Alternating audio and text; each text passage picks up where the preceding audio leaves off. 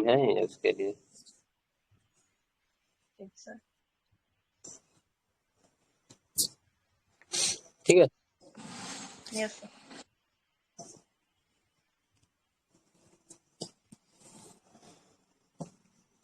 देखिए ये आर्थिक सर्वेक्षण 24-25 है। इसमें मेन मेन पॉइंट ही है, ज्यादा चीज नहीं है। मतलब क्या होता है ना, बेसिक बात, बस बेसिक बात इसमें दिया गया है।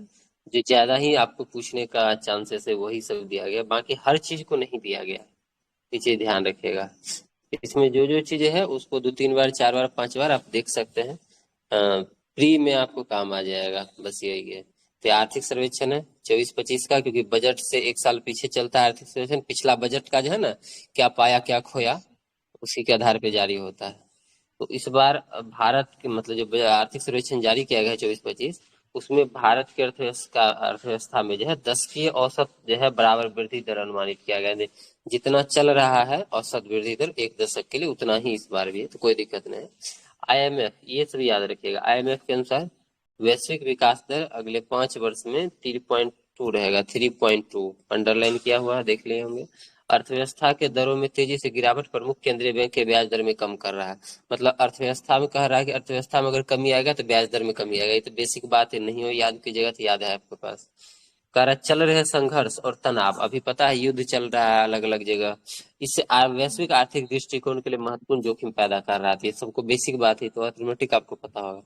वैश्विक संघर्ष के बावजूद भारत का वास्तविक GDP जो है 6.4% है। तो 6.4 किसका है? भारत का। पूरे विश्व का कितना है? बोलिए जी। 3.2। हाँ, दोनों याद रहना चाहिए आपको, ठीक है। 6.4 और 3.2।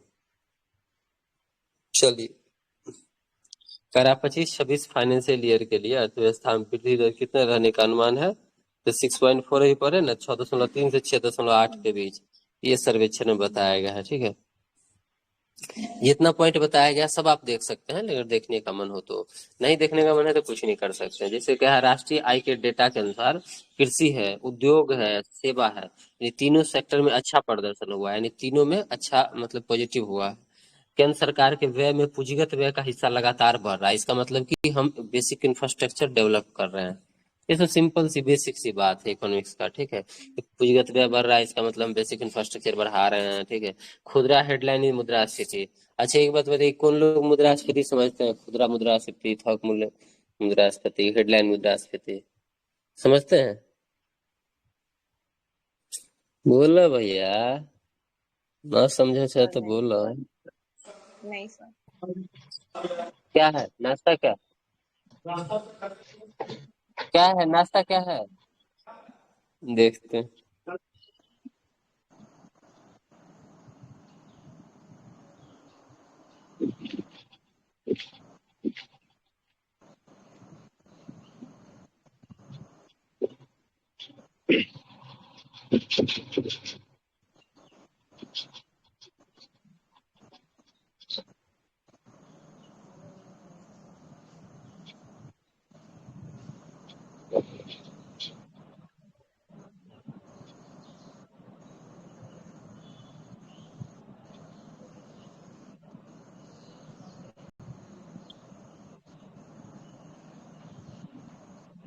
Hello yes sir. Hello hello hello hello hello. हाँ, बोले कि हाँ ये सर, जो आवाज आ रहा है। आप हाँ हाँ, ये बोले पूछो आप पूछो, जो कुछ बोल रहा है। हेडलाइन मुद्रास्फीति बोले, मुद्रास्फीति को हाँ बोल रहे हैं सर। हम्म ये जो हेडलाइन मुद्रास्फीति है, इसमें बताइए। सारी वस्तुओं को शामिल किया जाता है, चाहे वो खाद्यान्न और ईंधन दोनों हो, उसकी कीमत भी है। और कोर इन्फ्लेशन, कोर हम्म मुद्रास्फीति में खाद्यान्न और ईंधन को छोड़ करके सारी वस्तुओं को शामिल किया जाता है।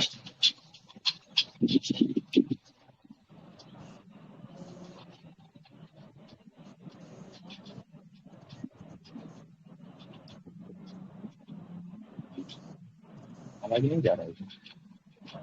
आ रहा है, आ रहा है आवाज। देखिए, आगे के बाद नहीं भूलिएगा। हाँ हाँ, तो सरकार हाँ, बहुत चालाक होती है, ठीक है। वो चाहती है कि जनता में सर आवाज आवाज आक्रोश कट रहा है। तो कौन ऐसा चीज मुद्रास्फीति मतलब सर जानते हैं वृद्धि आवाज की कट रहा है सर। कीमत के दाम में वृद्धि होना इतने बेसिक बात आपको पता है, ठीक है। आवाज नहीं आ रहा तो है, तो फिर सरकार चला आवाज के कट क्या रहा है। आवाज करती कट है, रहा है कहती है सर। भैया देखो आवाज कट रहा है। सामान को दो भागे बांट देती है।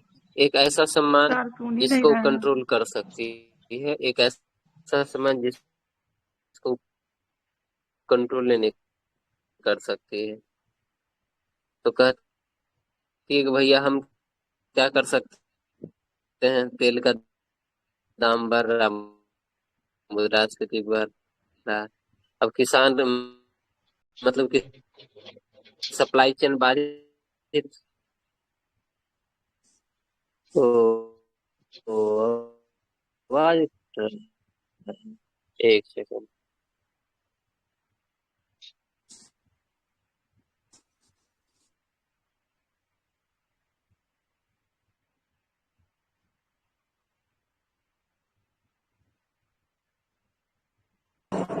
अब ठीक है आवाज? हाँ सर अभी। ये सब स्टेट सर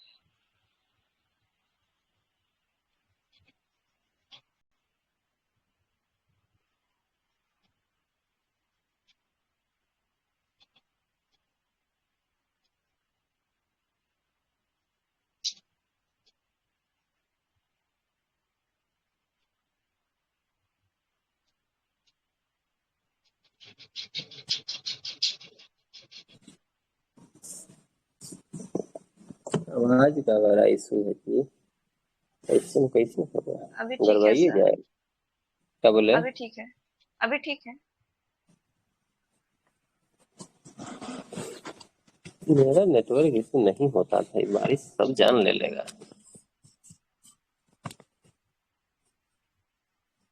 क्या बोल रहे थे, भूल गए हम लोग। सर पहले हेडलाइन मुद्रास्फीति वो बताइए कहाँ वहां से। तो सरकार चालाकी कर देती है। देखिए हेडलाइन मुद्रास्फीति ने क्या कर दी है, वो ऐसे सामान को मतलब इधर रखती है कोर वाला सेक्टर में, जिसको वो कंट्रोल आसानी से कर सकती है, ऐसे सामान को कोर वाला में रखेगी। ऐसे सामान को जिसको वो कंट्रोल नहीं करती है उसको रखती है इसमें खुदरा हेडलाइन मुद्रास्फीति में, ठीक है। तो इसमें क्या है, पेट्रोलियम है। पेट्रोलियम कहेगी सीधे सरकार बहाना बना देगी कि भाई अभी विश्व युद्ध चल रहा है, युद्ध चल रहा है, उद्देश्य से हम पेट्रोलियम ले रहे हैं, तो सप्लाई चेन बाधित है, तो हम क्या कर सकते हैं। दूसरा नंबर कि खाद्यान्न वाला है तो वो भी सप्लाई चेन पर डिपेंड करता है, वो भी बाधित हो सकता है, तो रेट बढ़ जाएगा। ये दोनों चीज को, और कुछ खाने पीने की दैनिक वस्तुएं जो होती है ज्यादातर चीजें, उस सबको रखा जाता है किसमें, खुदरा वाला में, ठीक है। इसको कंट्रोल करना थोड़ा सा टफ होता है, ठीक है। बाकी कोर को कंट्रोल करना आसान होता है। इसीलिए जो इकोन मतलब आरबीआई ये तय करती है कि मुद्रास्फीति क्या होना चाहिए, तो जो कोर वाला होगा हमेशा देखिएगा वो कंट्रोल में रहता है अपना, ठीक है। लेकिन भारत का हमेशा ये जो हेडलाइन मुद्रास्फीति खुदरा वाला, ये हमेशा हाई भाग जाता है, ठीक है। अभी 5.4 है, इससे घट के दिसंबर में कह रहा 4.9 आया है, ठीक है। अब देखिए घट के 3.5 के नीचे आ जाए बहुत अच्छा रहेगा, ठीक है। तो ये लेकिन ज्यादा घटना भी खतरनाक हो सकता है मुद्रास्फीति, ठीक है। ज्यादा भी नहीं घटना चाहिए, थोड़ा सा मुद्रास्फीति स्वास्थ्य के लिए होता है ना, कहते हैं ना कि थोड़ा सा बुखार जरूरी है शरीर में, थोड़ा सा मुद्रास्फीति इकोनॉमी के लिए अच्छा है। नहीं तो ऐसा होगा कि मुद्रास्फीति 0 हो जाए, पता चलेगा सामान का रेट ही नहीं बढ़ रहा है, ठीक है, वो भी खतरनाक है। चलिए, भारत का जो है सेवा निर्यात सुदृढ़ हो रहा है, जिससे देश को वैश्विक और निर्यात में 7वां सबसे बड़ा हिस्सा प्राप्त हो रहा है। मतलब बहुत सी बेसिक बात है कि हमारा सेवा निर्यात है, सर्विस जो है वो ज्यादा मजबूत हो रहा है, और हम वैश्विक सेवा निर्यात में 7वें सबसे बड़े हिस्से प्राप्त करवाए हैं। मतलब पूरे विश्व लेवल पे 7वां सबसे बड़ा सेवा निर्यातक हम हैं। ठीक है, याद रहेगा। यस चलिए, राष्ट्रीय सांख्यिकी कार्यालय एनएसओ जो है, ठीक है, यहाँ एनएसएसओ और सीएसओ ये दोनों को मिला के बना है एनएसओ। पूछेगा तो याद रखिएगा, ठीक है। प्रथम अनुमान लगाया था कि सकल स्थिर पूंजी निर्माण जीएफसी जो होगा, जीएफसीएफ ये जो होगा, ये 6.4% से वृद्धि करेगा। ठीक है, अब जो इकोनॉमिक्स आप ही नहीं कभी देखे होंगे उसको टर्मिनोलॉजी समझने में थोड़ा सा दिक्कत आ सकता है, ज्यादा तो नहीं आएगा लेकिन थोड़ा आएगा। हाँ, ये सब समझ लेंगे। कृषि क्षेत्र में जो है कितना % वृद्धि अपेक्षित है, उद्योग में कितना है, सेवा में कितना है। तो सबसे ज्यादा वृद्धि कौन करेगा? सेवा करेगा, उसके बाद उद्योग करेगा, उसके बाद कृषि करेगा, और जीडीपी में योगदान भी ऐसे ही होगा। सबसे ज्यादा सेवा का होगा, उसके बाद उद्योग का, उसके बाद कृषि का होगा। तो ऐसे करके याद रखेंगे, ठीक है। केंद्रीय सांख्यिकी मंत्रालय सीएसओ जो है और सांख्यिकी कार्यान्वयन मंत्रालय के अनुसार, अब देखिए खुदरा मुद्रास्फीति ये बताए, ऊपर उधर पढ़ लिए हैं कि 5.4 से घट के 4.9 पे आ गया। खुदरा मूल्य सूचकांक कह रहा है कि 7.5% से बढ़ के 8.4% पे चला गया। आरबीआई और आईएमएफ दोनों के अनुसार भारत की उपभोक्ता मूल्य मुद्रास्फीति धीरे धीरे लगभग 4% के लक्ष्य के अनुरूप हो जाएगी। यानी सरकार का टारगेट 4% है, इसके आसपास आ जाएगा। ठीक है, और कोई बात नहीं। ये आपको दे दिया गया है कि पूंजी व्यय है जीडीपी का %। पूंजी व्यय हम नीचे तीर मार के क्यों दिखा रहे हैं? ये बेसिक इंफ्रास्ट्रक्चर का डेवलपमेंट है, इसी को बोलते हैं। ठीक है, अब देखिए 2020 21 21 22 22 23 27 24 सब में पूंजीगत व्यय देखिए आपको बढ़ता हुआ नजर आएगा। ठीक है, और बड़ा कर दे, दिख रहा है? यस सर दिख रहा है। सब में बढ़ता हुआ नजर आ रहा है। देखिए 2020 से 21 में 2.1 है, फिर 2.5 हुआ, फिर 2.7 हुआ, फिर 3.2 हुआ। मतलब समझ रहे हैं कि हम धीरे धीरे अपने जो देश है उसके में भौतिक अवसंरचना, जिसको बेसिक इंफ्रास्ट्रक्चर कहते हैं, इसको डेवलप करते जा रहे हैं धीरे धीरे। इसीलिए हमारे बजट में ये चीज बढ़ता जा रहा है धीरे धीरे। ठीक है, इसे समझने में दिक्कत नहीं हो रहा किन्हीं को? नहीं सर। चलिए, आरबीआई की वित्तीय स्थिरता रिपोर्ट एफएसआर के अनुसार, अब कल सर ये बोल रहे थे, हम सुने थे, एक सेकंड के लिए हमारे थे, गैर निष्पादित परिसंपत्ति है एनपीए जो है। ठीक है, एनपीए भी इकोनॉमिक्स का वर्ड है, पते होगा। ये जो है कह रहा है घटकल सकल ऋण और अग्रिम के जो 2.6% आ गया है, जो 12 वर्ष के निम्नतम स्तर पे। मतलब कि बहुत सुंदर बात है कि 2.6% पे आ गया। सबसे लो एनपीए है। एनपीए नहीं होना, एनपीए 0 होना अच्छा अर्थव्यवस्था के लिए। क्यों अच्छा है? कि आपको लोन देंगे, आप नहीं चुकाइएगा, वही लास्ट में एनपीए बन जाता है जब नहीं चुकाते हैं। तो चुका रहे हैं तो अच्छा बात है ना। ये जितना कम प्रतिशत होगा उतना अच्छा बात है अर्थव्यवस्था के लिए। अनुसूचित वाणिज्य बैंक, पते होगा आरबीआई जो है 2 बार बैंकों का क्या क्या है राष्ट्रीयकरण किया है, पता है ना? एक बार 1969 में, एक बार 80 में। बोलिए जी। Yes sir. समझ में नहीं आ रहा? अच्छा अच्छा, सर आ रहा है। मेरा तो जाएगा ही है भाई, ये तो बोल रहे हैं। ठीक है, 300 बच्चा क्लास में रहता है तो सब कहता है कान फट जाएगा, इतने जोर से बोलते हैं। ठीक है, मेरा तो जाना ही जाना है, आप लोग करने आ रहे, मैं आ रहे। ठीक है, तो अनुसूचित बैंकों का पूंजी जोखिम भारित परिसंचित अनुपात जो है वो 16.60% है, जो मानक से काफी अधिक है। ठीक है, गिनी गुणांक घट रहा है, यानी उपभोग व्यय में असमानता का एक मापक है गिनी गुणांक। अब यहाँ से इकोनॉमिक्स भी टच कर दिया कि गिनी गुणांक घट रहा है। ठीक है, अब गिनी गुणांक क्या है? तो असमानता का मापक है। ठीक है, उपभोग व्यय में असमानता का मापक है, यानी कोई जो है बहुत ज्यादा का अमीर अमीर, गरीब गरीब वाला सेक्शन याद होगा आपको, इकोनॉमिक्स में पढ़े होंगे तो। ठीक है, चलिए, सरकारी स्वास्थ्य पे व्यय, ये हमको ज्यादा देखना है। स्वास्थ्य पे व्यय क्या है? 29% से बढ़ के 48% हो गया। तो 29 हमको याद नहीं रखना, हमको 48 रखना है। ठीक है, कि व्यय अभी सरकारी स्वास्थ्य पे व्यय कितना? 48%। ठीक है, आउट ऑफ पॉकेट व्यय कितना है? तो 39.4%। ये अच्छा बात है कि सरकार जब स्वास्थ्य पे प्रतिशत बढ़ाएगी खर्चा, तो ऑटोमेटिक है आउट ऑफ पॉकेट व्यय कमेगा। आउट ऑफ पॉकेट व्यय क्या होता है स्वास्थ्य पे? जैसे आप अपने जेब से कितना खर्चा करते हैं अपने आपके स्वास्थ्य पे। तो सरकार जब ज्यादा पैसा लगाएगी आपके स्वास्थ्य पे तो ऑटोमेटिक है कि आपका पैसा कमेगा, ठीक है। एक बहुत बड़ी कम बात नहीं है, होगा। नॉर्मल सी बात है कि आपको सब चीज सरकारी सुविधा मिल जाएगा, तो आप अपना पॉकेट से पैसा क्यों खर्चा करें। तो पहले पॉकेट से ज्यादा होता था, अब पॉकेट से कम गया, ठीक है। ये चीज ध्यान रखिएगा, पहले सरकार कम करती थी, सरकार बढ़ा दी 48 पे लेके चल गई है। अब देखिए राजकोषीय घाटा है, राजकोषीय घाटा, ये सब डाटा ये जो दिखाया गया है बिल्कुल आपके माइंड में घूमते रहना चाहिए, अगर मेंस में मौका मिले कभी, ठीक है। Yes sir. The same to same इसको उतारना है, सेम टू सेम इसको उतार के वहां दिखा देना है। क्यों, अगर ये सब अगर कहीं राजकोषीय घाटा ऐसे दिखा दिए आप, तो अनुमानित सबसे 2 नंबर 2.5 नंबर, अगर कहीं ऐसा क्वेश्चन आ गया जहां आपको दिखाना है तो 2-2.5 नंबर बढ़ जाएगा। देखिए राजकोषीय घाटा लगातार घट रहा होगा, इसका मतलब है कि हम अच्छे स्थिति में जा रहे हैं। मेरा घाटा कम रहा, पहले 9.2 था, फिर 6.7 है, 6.4 है, 5.6 है। अब मेंस वाला एग्जाम में क्या होता है, ट्रिक बता देते हैं कि मानिए हमको तो हर डाटा याद रहेगा नहीं, कितना डाटा हम याद रखेंगे। सर आवाज नहीं आ रहा है। इसके लिए हम क्या करते हैं, इसके लिए हम क्या कर सकते हैं, आवाज जा रहा है ना क्लियर।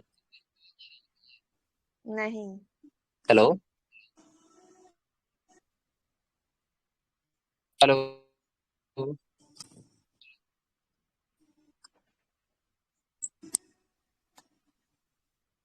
बहुत पीछे का हो। सर आवाज क्लियर नहीं आ रहा है।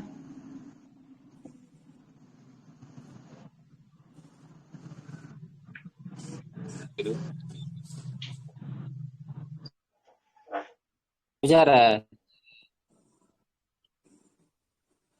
आ रहा है हेलो। सर, अब आ रहा है।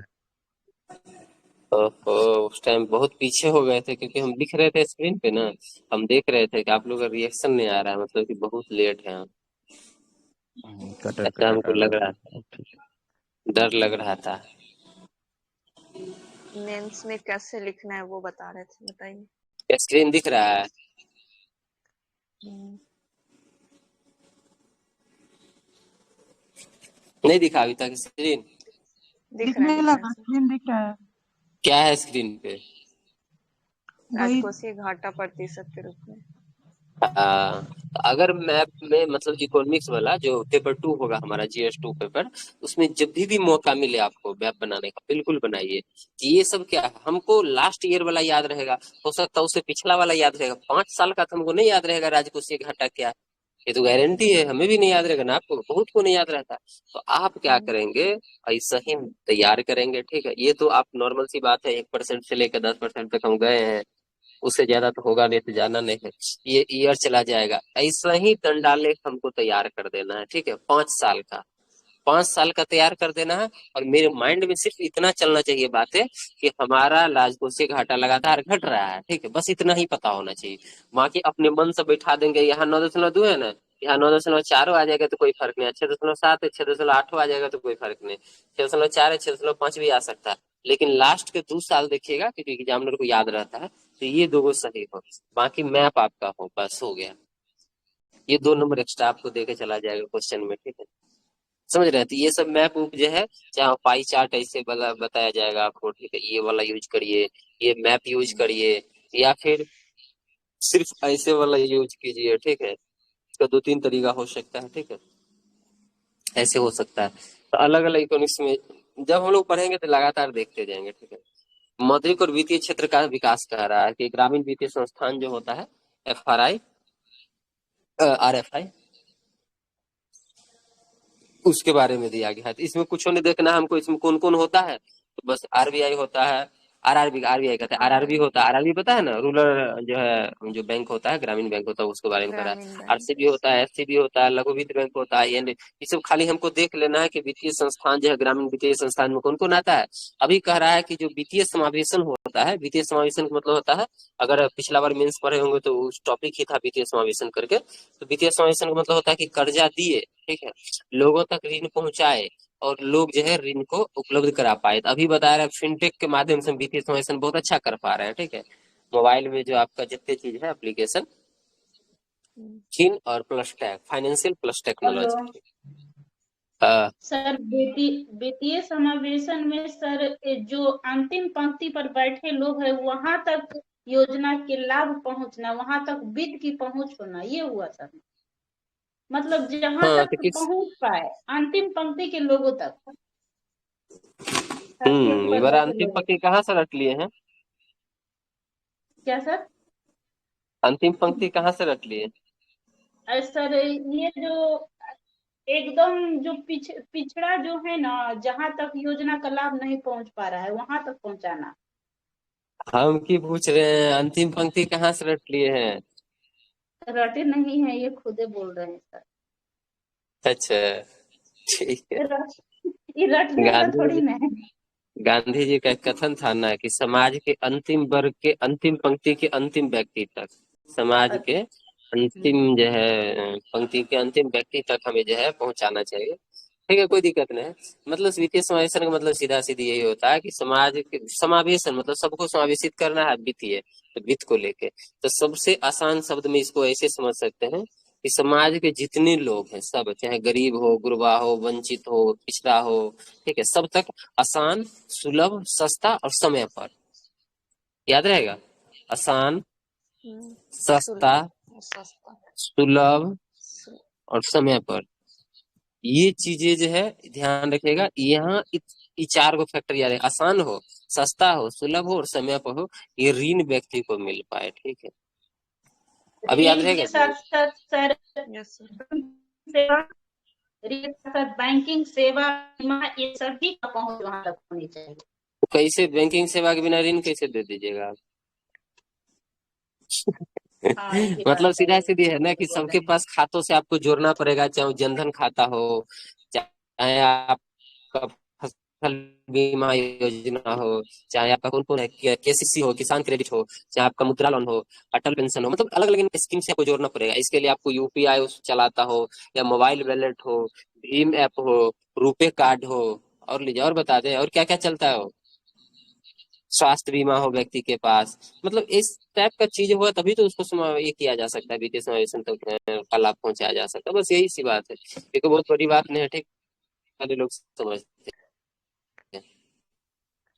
तो यही है कि ऋण की सुलभता, कृषि वित्त पोषण, ग्रामीण उद्यमियों को सशक्तिकरण के माध्यम से समावेशी विकास सुनिश्चित करने जो है, ये आरएफआई का जो है मकसद है। आरएफआई में क्या क्या आता है हम बता दीजिए, इतनी ज्यादा जानने की जरूरत नहीं है आपको, ठीक है, कुछ नहीं आएगा इस पीटी में, सब हमारी बात हो गया है। सकल अग्रिम प्रतिशत के रूप में जीएनएफपी ये जो है, ठीक है, ये भी दिखा दिया है, बस हम इसलिए हाईलाइट कर दिए थे, आप याद रहे ना रहे। फाइनेंशियल ईयर दोनों है, एक 7.3 है, 6.1 है, आप दंडालेख दे के दिया है तो आप एक बार देख सकते हैं मोटा मोटी, बाकी कुछ नहीं है, ठीक है। उसके बाद यहाँ दे दिया है आपका जो है ऋण जमा अनुपात, ठीक है, 67.5, 71.2, तो ये ऋण जमा अनुपात का दे दिया है। ऋण जमा अनुपात जो अपने बिहार में बहुत डेंजर स्थिति में रहता है, इसीलिए यहाँ ऋणों नहीं देता है, एक ये भी कारण है, ठीक है। इसको भी देख लीजिएगा एक बार, खाली बस अनुपात ही वाला देख लेना है कि ऋण जमा अनुपात 23 में कितने है, 24 में कितने है, ठीक है, हालांकि ज्यादा यूज नहीं होगा। बैंक द्वारा कृत्रिम बुद्धिमत्ता का उपयोग करना, अभी जो है कल ही हम लोग नैतिक एआई की बात कर रहे थे ना, जो आरबीआई कमेटी बनाया था 8 सदस्यीय कमेटी, एक किसी की अध्यक्षता में था, नाम भूल रहा हूँ, प्रोफेसर कुछ करके है, ठीक है। तो किन्हीं को याद है प्रोफेसर का नाम? नहीं याद है, छोड़िए। कह रहा है हिरोशिमा एआई प्रक्रिया व्यापक नीति ढांचे, मार्गदर्शक सिद्धांत और आचार संहिता शामिल किया गया है। अभी जो हम लोग कल पढ़े थे कि एआई के उत्तरदायी विकास सुनिश्चित करने के लिए समन्वित वैश्विक प्रयास की दिशा में एक महत्वपूर्ण कदम होगा। आरबीआई जो है, भारतीय रिजर्व बैंक ने वित्तीय क्षेत्र में आर्टिफिशियल इंटेलिजेंस, फ्री एआई, कल पढ़े थे ना, फ्री एआई को लेकर कमेटी बना है, उत्तरदायी और नैतिक उपयोग के लिए एक रूपरेखा विकसित करने हेतु एक समिति का गठन किया। इसमें 8 सदस्य होगा, प्रोफेसर एक कोई है, वो अध्यक्ष है इसके, ठीक, कमेटी के नाम भूल रहे हैं हम अभी, ठीक है। वित्तीय स्थिरता और विकास परिषद, अब यहाँ में हमको कुछ नहीं देखना है, खाली देखना आईएमएफ द्वारा वैश्विक वित्तीय सुरक्षा रिपोर्ट जारी किया गया है। ओपन क्रेडिट इन्वॉल्वमेंट नेटवर्क जो है, इसके द्वारा हाल ही में एपीआई, एप्लीकेशन प्रोग्रामिंग इंटरफेस का एक ढांचा है जो ऋणदाता को उधारदाता से जोड़ता है ताकि ऋण अधिक सुलभ हो सके। जैसे हम लोग पहले देखे हैं, ठीक है, कि जो ऋण देने वाला व्यक्ति है सो और ऋण लेने वाला व्यक्ति है, दोनों को एक जगह एक प्लेटफॉर्म पे ला दिया ताकि आसानी से ऋण दे सके वो ऋण ले सके। बस यही है ओपन क्रेडिट इन्वेलपमेंट नेटवर्क, और कुछ नहीं। समझ गए? चलिए, कार्बन सीमा संयोजन तत्व CQBM, ये तो 1000 बार हम कराए होंगे। CBAM पिछले BPSC से शायद 68वीं हम चिल्ला रहे हैं। ठीक है, बताइए तो क्या है ये? आपके क्लास में भी 2-3 बार हम बोल रहे हैं। सर किसी यूरोपीय देश में अगर मतलब कोई भी अगर दूसरे देश से आयात हो रहा है कोई सामान तो उस पे कार्बन टैक्स लगा रहा है। क्या? यूरोपीय देश अगर किसी दूसरे देश से कोई सामान आ रहा है, मतलब कोई भी चीज का आयात कर रहा है तो उस पे कोई मतलब कार्बन टैक्स लगा रहा है उस वस्तु पे। ठीक है, सब लोग ध्यान दीजिएगा। क्या दिन हम ये बात बता चुके हैं। सीधा है कि मानिए यूरोप जो है वो चाहता है कार्बन उत्सर्जन को जीरो करे जल्दी से जल्दी। औद्योगिक क्रांति हुआ था, प्रदूषण के लेवल उसका बढ़ गया था। दुनिया के जितने डेवलपिंग कंट्री है, विकासशील जिसको कहते हैं, वहाँ ज्यादा उद्योग लगे, ज्यादा उसका विकास, इसके लिए वो ध्यान नहीं दे रहा है इस चीज पे। तो यूरोप जब करेगा अपने यहाँ शून्य उत्सर्जन, या कंपनियां जो है उस पर कठोर नियम लगाएगा, कार्बन उत्सर्जन नहीं करो, उसको फिक्स करेगा कि 1 साल में इतना ही करना है। ठीक है, आप पढ़े होंगे। ठीक है, कार्बन बॉन्ड रूल के बारे में अच्छे तरीका से नहीं पढ़ रहे हैं तो पढ़ लीजिएगा कभी न कभी। तो ये जब यूरोप में ऐसा सख्त नियम बनाएगा तो जो फैक्ट्री है वो भागेगा ना वहां से निकल के जी, कहेगा चलो हम दूसरे देश में फैक्ट्री लगाते हैं, क्योंकि यहाँ ज्यादा सख्त नियम है, ज्यादा पैसा खर्चा करना पड़ता है हमको उत्पादन के लिए। साथ ही उत्पादन की एक सीमा तय कर दिया, इससे ज्यादा हम उत्पादन नहीं कर सकते हैं। तो अदर देश में जाएगा जहाँ ये सब चीज फ्री है। भारत है, बहुत सारा देश है, विकासशील देश है, तो यहाँ से कंपनी भागेगी, यहाँ अब कार्बन उत्सर्जन भी होगा, फिर सामान चला जाएगा यहाँ। समझ रहे हैं? या नहीं भी कंपनी रिप्लेस होगी तो यहाँ जो कंपनी है यूरोप में, उसका उत्पादन कम है, इसका उत्पादन अधिक होगा, और इसका माल यहाँ पहुंचेगा धड़ल्ले से, इसका माल यहाँ मुकाबला ही नहीं कर पाएगा, इसका रेट अधिक है, इसका रेट कम है। समझ रहे हैं? इसके लिए ही लाया गया CBAM, carbon border adjustment mechanism. इसका हिंदी इंग्लिश होता है। ठीक है, हिंदी में दिया है कार्बन सीमा संयोजन तत्व। मतलब यदि आप भारत या कोई भी दूसरा देश यूरोपीय कंट्री में अपना माल लेके जाएगा तो उस पर एक टैक्स लगेगा, और वो टैक्स क्या होगा? कार्बन सीमा संयोजन तंत्र होगा। उसके लिए उसको क्या करेगा? एक कार्बन प्रमाण पत्र खरीदेगा। ठीक है, पूरा प्रक्रिया है लंबा चौड़ा, ध्यान रखेगा इसको। ठीक है, अब मोटा मोटी समझ गए होंगे आप क्या है। ठीक है, यूरोपीय संकुल भारतीय निर्यात में CBM निर्यात की हिस्सेदारी 6.3 से घट के 10.5 हो गया है, जो खतरनाक बात है कि हमारा ये जो है बढ़ रहा है निर्यात में। बताइए 10.5% हम खाली टैक्स में दे रहे हैं, वो भी एक टैक्स में। यूरोपीय संघ वनों की कटाई विनियम, ये क्या है बताइए? यूरोपीय संघ वनों की कटाई विनियमन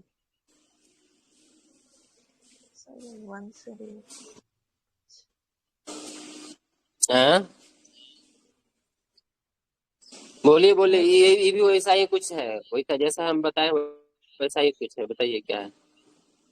वनों की कटाई से होगा कुछ। दिख रहा है ना आपको? दिखने में कोई दिक्कत है? नहीं सर, वनों की कटाई तो वाली पढ़ भूमि भी से लीजिएगा प्राप्त यार। उत्पादों की खपत को हाँ, विनियमित करने का प्रयास करता है। देखिए वही है, वन को जहाँ जिस जंगल से हम काटते हैं वहां से जो उत्पाद हमें प्राप्त होता है उसको कैसे खपत करना, इससे लेके नियम है। इसमें उत्पाद के संचालक और व्यापारी, इस पे कई अनुपालन अधिरूपित किए गए हैं, नियम अधिरूपित किए गए हैं, और ये सुनिश्चित किया जा रहा है संचालक और व्यापारी द्वारा कि यूरोपीय संघ के बाजार में जो रखे गए उत्पाद होंगे वो क्या होंगे। इसको देखिए, पॉइंट अब यहाँ दे दिया है आपके सामने, हम निकाल देते हैं। देखिए, पहला नंबर, वन की कटाई से रहित हो जो उत्पाद है वो। दूसरा, उस देश के प्रासंगिक कानून के अनुसार उत्पादित किए जाने चाहिए जहां उत्पाद और उत्पादन के लिए है। मतलब जहां ही सामान उत्पादित होगा, यूरोपीय कंट्री में बहुत सारे देश है ना, तो उस देश में जो कानून होगा वहां उत्पाद और उत्पादन किया जाता है उसी कानून के हिसाब से। अब वन कटाई से रहित हो, वन नहीं काटा गया हो, उत्पादों के यूरोपीय संघ में रखने और से पहले एक विस्तृत ट्रेस सिस्टम के माध्यम से सप्लाई चेन सहित एक इंटेलिजेंस सिस्टम प्रस्तुत करना शामिल होगा इसमें। ठीक है, यानी उत्पाद को यूरोपीय संघ में आप अगर पहुंचा रहे हैं और दूसरे देश में भी, तो एक विस्तृत ट्रेस सिस्टम के माध्यम से सप्लाई चेन जो है वो अखंडता सहित, अखंडता मतलब सप्लाई चेन कहीं टूटना नहीं चाहिए, जहाँ खेत से आप निकला है माल वहां से लेके एक डिलीजेंस स्टेटमेंट प्रस्तुत करना होगा इसमें। ठीक है, सामान को लेके, ताकि यूरोपीय संघ जो CQBM पर है ना, बस सेम चीज वही चाह रहा है, ठीक है, और कुछ नहीं, वैसा ही चीज है ये जो नीचे है आप पढ़े हैं। ये भी चाह रहा है कि वनों की कटाई कम हो और उत्पाद जो है एक सही आए, अच्छा उत्पाद आए लोगों तक, बस यही चाह रहा है, इसी के लिए नियम बनाया और कुछ नहीं। क्या वस्त्र क्षेत्र क्या है बताइए? अभी हाल ही में बजट में दिया गया है कि दुनिया का भारत में जो रोजगार देने वाला उद्योग है उसमें सबसे दूसरा बड़ा उद्योग कौन है? वस्त्र का। अरे भैया बोलिए, ये तो लुसेंट में वस्त्र लिखा हुआ है, लोग को नहीं पता है। कृषि के बाद सबसे ज्यादा रोजगार देने वाला है कौन? वस्त्र उद्योग है। इसमें 45 मिलियन रोजगार प्राप्त करता है। ये सब डाटा आपको मेंस में काम आएगा, यहाँ नहीं आएगा तो ठीक है। अब जखनी दिखाना पड़ेगा तो आप बोल देंगे ना कि देखिए 45 मिलियन तो खाली हम वस्त्र उद्योग में, वस्त्र उद्योग कहीं टेक्सटाइल का कहीं कुछ देना पड़, 45 मिलियन लोग इसमें प्रत्यक्ष रूप से रोजगार कर रहे हैं, ठीक है, और उसमें भी ज्यादातर महिला है या ग्रामीण आबादी है। अब मानिए डायरेक्ट क्वेश्चन नहीं आएगा कहीं भी, ठीक है, लेकिन महिला तो कहीं आएगी, महिला पर निबंध आएगा, महिला तो कहीं ना कहीं इस्तेमाल होगा, ग्रामीण आबादी तो कहीं आएगा, गांव को तो कहीं ना कहीं आपको दिखाना पड़ेगा, तो यहाँ इस्तेमाल कर सकते हैं ना कि इसका एक स्रोत ये भी है, बहुत बड़ा रोजगार ये भी देता है। वर्तमान में जीडीपी में 2.3% इसका योगदान है, उद्योग में 13%, उद्योग उत्पादन में और निर्यात में 12% योगदान है वस्त्र क्षेत्र का। चालू खाता दे दिया है कि ये जो है 1.2% से थोड़ा कम है, देख लीजिएगा। एफडीआई प्रवाह के बारे में दे दिया गया है कि 55.6 बिलियन अमेरिकी डॉलर जो है 2025 में प्रवाह हुआ है, ठीक है। इसमें भी दे दिया है कि कहाँ कहाँ सेवा क्षेत्र में 19%, सॉफ्टवेयर और हार्डवेयर में 14.1%, व्यापार में 9.1% हुआ है, ठीक है। पर सामान्य मानसून और आगे की बाहरी नीतिगत हस्तक्षेप न होने की स्थिति में आरबीआई की उम्मीद है कि वित्त वर्ष 25 में हेडलाइन स्फीति 3 बार आ गया, ये चीज आ गया ना 4.5%, और 26 में 4.2%। IMF के अनुसार भारत के लिए 4.4% 25 में और 26 में 4.1%, यानी कह रहा है आरबीआई कह रहा है कि 4.5 रहेगा इस साल, अगला साल 4.2 होगा, लेकिन वहीं पे IMF कह रहा है कि नहीं 4.4 इस साल रहेगा और 4.1 अगला साल रहेगा, मतलब 1% आरबीआई से कम कौन कह रहा है? आरबीआई से कम कौन कह रहा है? आईएमएफ IMF कह रहा है, तो याद रहेगा अब मुद्रास्फीति के बारे में, हेडलाइन मुद्रास्फीति ध्यान रखना है, मुद्रास्फीति हेडलाइन है। चलिए निवेश और बुनियादी ढांचा को देख लेते हैं, कुछ समझ में आ रहा है मोटा मोटी? साथ में जो इकोनॉमिक्स में जीरो होंगे तो कितना ही बच सकते हैं उस टॉपिक पे, एक दो बार देखना पड़ेगा आपको भी और हमको भी, तभी होगा। चलिए, सरकार बुनियादी ढांचा को आर्थिक विकास और सामाजिक सुधार में एक उत्प्रेरक के रूप में जो प्राथमिकता दे रही है, ठीक है। बुनियादी ढांचा जो है, जो बेसिक इंफ्रास्ट्रक्चर, जैसे हम बताए ना पूंजीगत व्यय बढ़ रहा है धीरे धीरे, तो बेसिक इंफ्रास्ट्रक्चर बढ़ रहा है, उसमें आर्थिक विकास और सामाजिक सुधार दोनों के लिए उत्प्रेरक किसको मान रही है? बुनियादी ढांचा को मान रही है, ठीक है। और उसके लिए पूंजीगत व्यय में वृद्धि हो रहा है, वही बात जो हम पहले आपको बोल रहे हैं, लगातार 2.1% से 2.5%, 2.7%, 3 ऐसे करके बढ़ रहा है, 4 पे गया है। विभिन्न योजना क्रियान्वित करने प्रमाणित किया गया। चलिए, वही है विकसित भारत एजेंडा 47 जो हम रखे हैं, उसमें निरंतर निवेश, नवाचारी वित्तीय मॉडल और निजी क्षेत्र में भारत की अधिक भागीदारी आवश्यक है। ये सब सिंपल सी बात है, कोई मतलब नहीं सबका, ठीक है। अब यहाँ पे कुछ हम लोग देखें कि हमको विकसित भारत में जो है क्या चाहिए? बेसिक इंफ्रास्ट्रक्चर, बुनियादी संरचना अधिक चाहिए। तो बुनियादी संरचना के लिए भारत सरकार ने अभी तक क्या क्या किया है, अब ये आपको पूछा जा सकता है, ठीक है। क्या क्या किया देखिए, रेलवे को लेके वंदे भारत ट्रेन की 10 नई जोड़ियां चली है, पहला नंबर बात याद रहेगा। दूसरा 21 गति शक्ति मल्टी मॉडल कार्गो टर्मिनल शुरू, 51 में 21 करें तो 91 गति शक्ति मल्टी मॉडल कार्गो टर्मिनल, 10 नई जोड़ी क्या है? वंदे भारत। 29-30 तक पूरा रेल नेटवर्क 100% विद्युतीकरण हो जाएगा। DBI सबको कर लीजिएगा, ये सब डाटा याद रहना चाहिए, ठीक है। अब देखिए इसमें कह रहा है कि कुछ प्रमुख पहल कौन कौन सा है इसके लिए। स्वचालित ब्लॉक सिग्नलिंग आपको याद रखना है सिर्फ एक बार। Mumbai Ahmedabad high speed rail परियोजना है। समर्पित माल गलियारा है। कवच है। कवच क्या है ये डिटेल में पढ़िए, कवच क्या है? एक्सीडेंट को रोकने के लिए सर, ट्रेन सुरक्षा। हमको तो लगा बोल रहे हैं एक्सीडेंट कराने के लिए। सर रोकने के लिए। अच्छा रोकने के लिए। ठीक है ठीक है।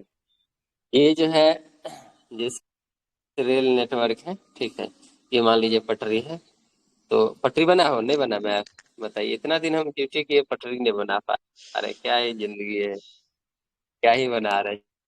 चलिए जो भी है, तो पटरी पे जब ट्रेन जाएगी, ठीक है, तो दो ट्रेन जब आमने सामने होगी तो उसको सिग्नल मिल जाएगा इस कवच के माध्यम से, स्वचालित होगा, ऑटोमेटिक एक दूसरे को सिग्नल बनेगा और दोनों में ब्रेक जो है ऑटोमेटिक लग जाएगा और 200 और 100 मीटर के आसपास आकर ऑटोमेटिक डिस्क ब्रेक इसको कहते हैं, तरह से लग जाएगा, रुक जाएगा। ठीक है, गाड़ी चाहे ड्राइवर उसमें रहे ना रहे, सो जाए, कुछ हो करे, ठीक है, गाड़ी अपने आप से रोक लेगी अपने आप को। तो कह रहा है नवंबर 24 तक 2741 किलोमीटर यानी 96.4% नेटवर्क चालू किया जा चुका है और इतना किलोमीटर की योजना है। ठीक है, कुल योजना 2843 का था, जिसमें 2741 पर क्या, अरे यार हम क्या पढ़ने लगे, उल्टा पढ़ने लगे यार, कुछ बोल दिए कवच हम। कहीं नीचे रेलवे का वाला। इतना कम नेटवर्क कहाँ से आ गया, रेलवे का तो इतना बड़ा नेटवर्क है, वो तो पगलाइए जाते हैं इसमें। ठीक है, ये 2024 तक करा 1541 करोड़ निवेश किया गया है कवच में। ठीक है, और इस इतना जो है इसका वर्जन है, ठीक है, स्पेसिफिकेशन वर्जन 4.0, इसको 16 जुलाई 24 को स्वीकृति दे दिया गया है। तो बस खाली जान लीजिए है क्या कवच, बस एक स्टेशन, एक उत्पाद कभी भी अभी प्लेटफॉर्म पे जाइएगा, स्टेशन पे एक स्टॉल लगा होगा, वहां देखे होंगे काठ का अलग अलग सामान का कोई ऐसा देसी सामान बना के बेच रहा होगा, देखे हैं स्टॉल आप लोग? देखे नहीं है बट सुने हैं इसका क्या होता है।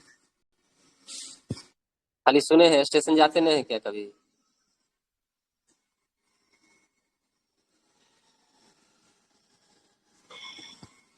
हाँ, फिर नेटवर्क इशू हुआ, रुकिए एक सेकंड।